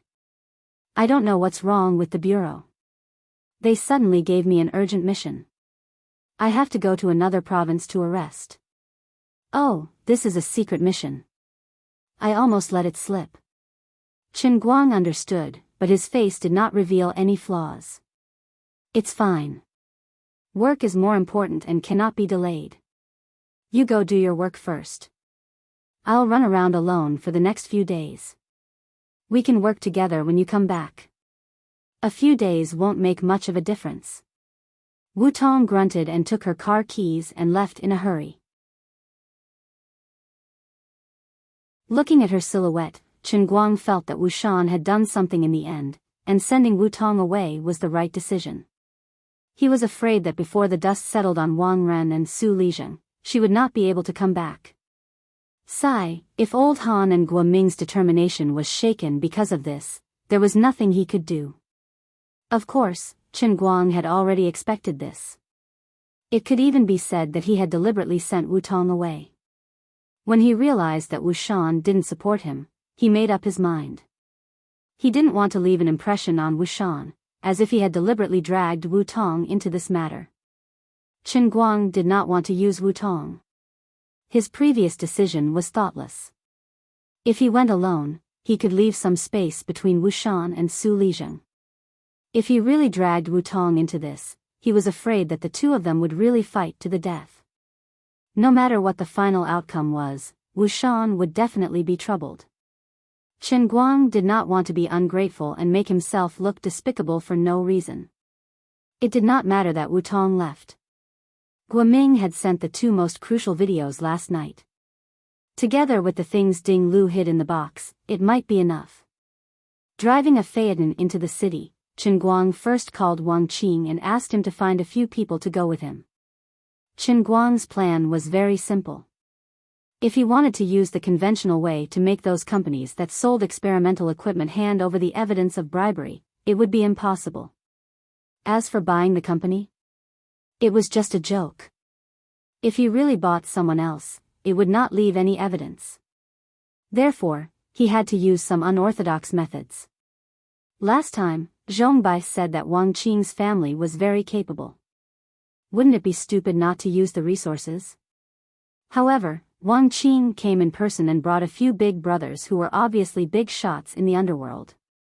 When the two sides met, Wang Qing introduced them one by one. He did not boast about these people, but in short, no matter where they went, both the underworld and the underworld had to give them some face. On the other hand, Chen Guang felt embarrassed, while Wang Qing laughed it off. He only said that when those uncles heard that he needed them to support him, they were too embarrassed to send their subordinates over. Hence, they decided to come personally. The most important thing to support was nothing more than face. Anyway, everyone had nothing to do, so the face of the old guy was certainly the most useful. Therefore, Chen Guang and Wang Qing wandered around the city for a whole day with this luxurious lineup that had not been seen in Wujing City for 10 years. They went to 8 companies in one breath. The super luxurious lineup was really useful. After a whole day, Chen Guang did not spend much effort to get copies or originals of checks, transfer records, and call recordings. You're tuning in to the Romantic Tales YouTube channel. Don't forget to subscribe and join us on this journey to catch the most captivating stories.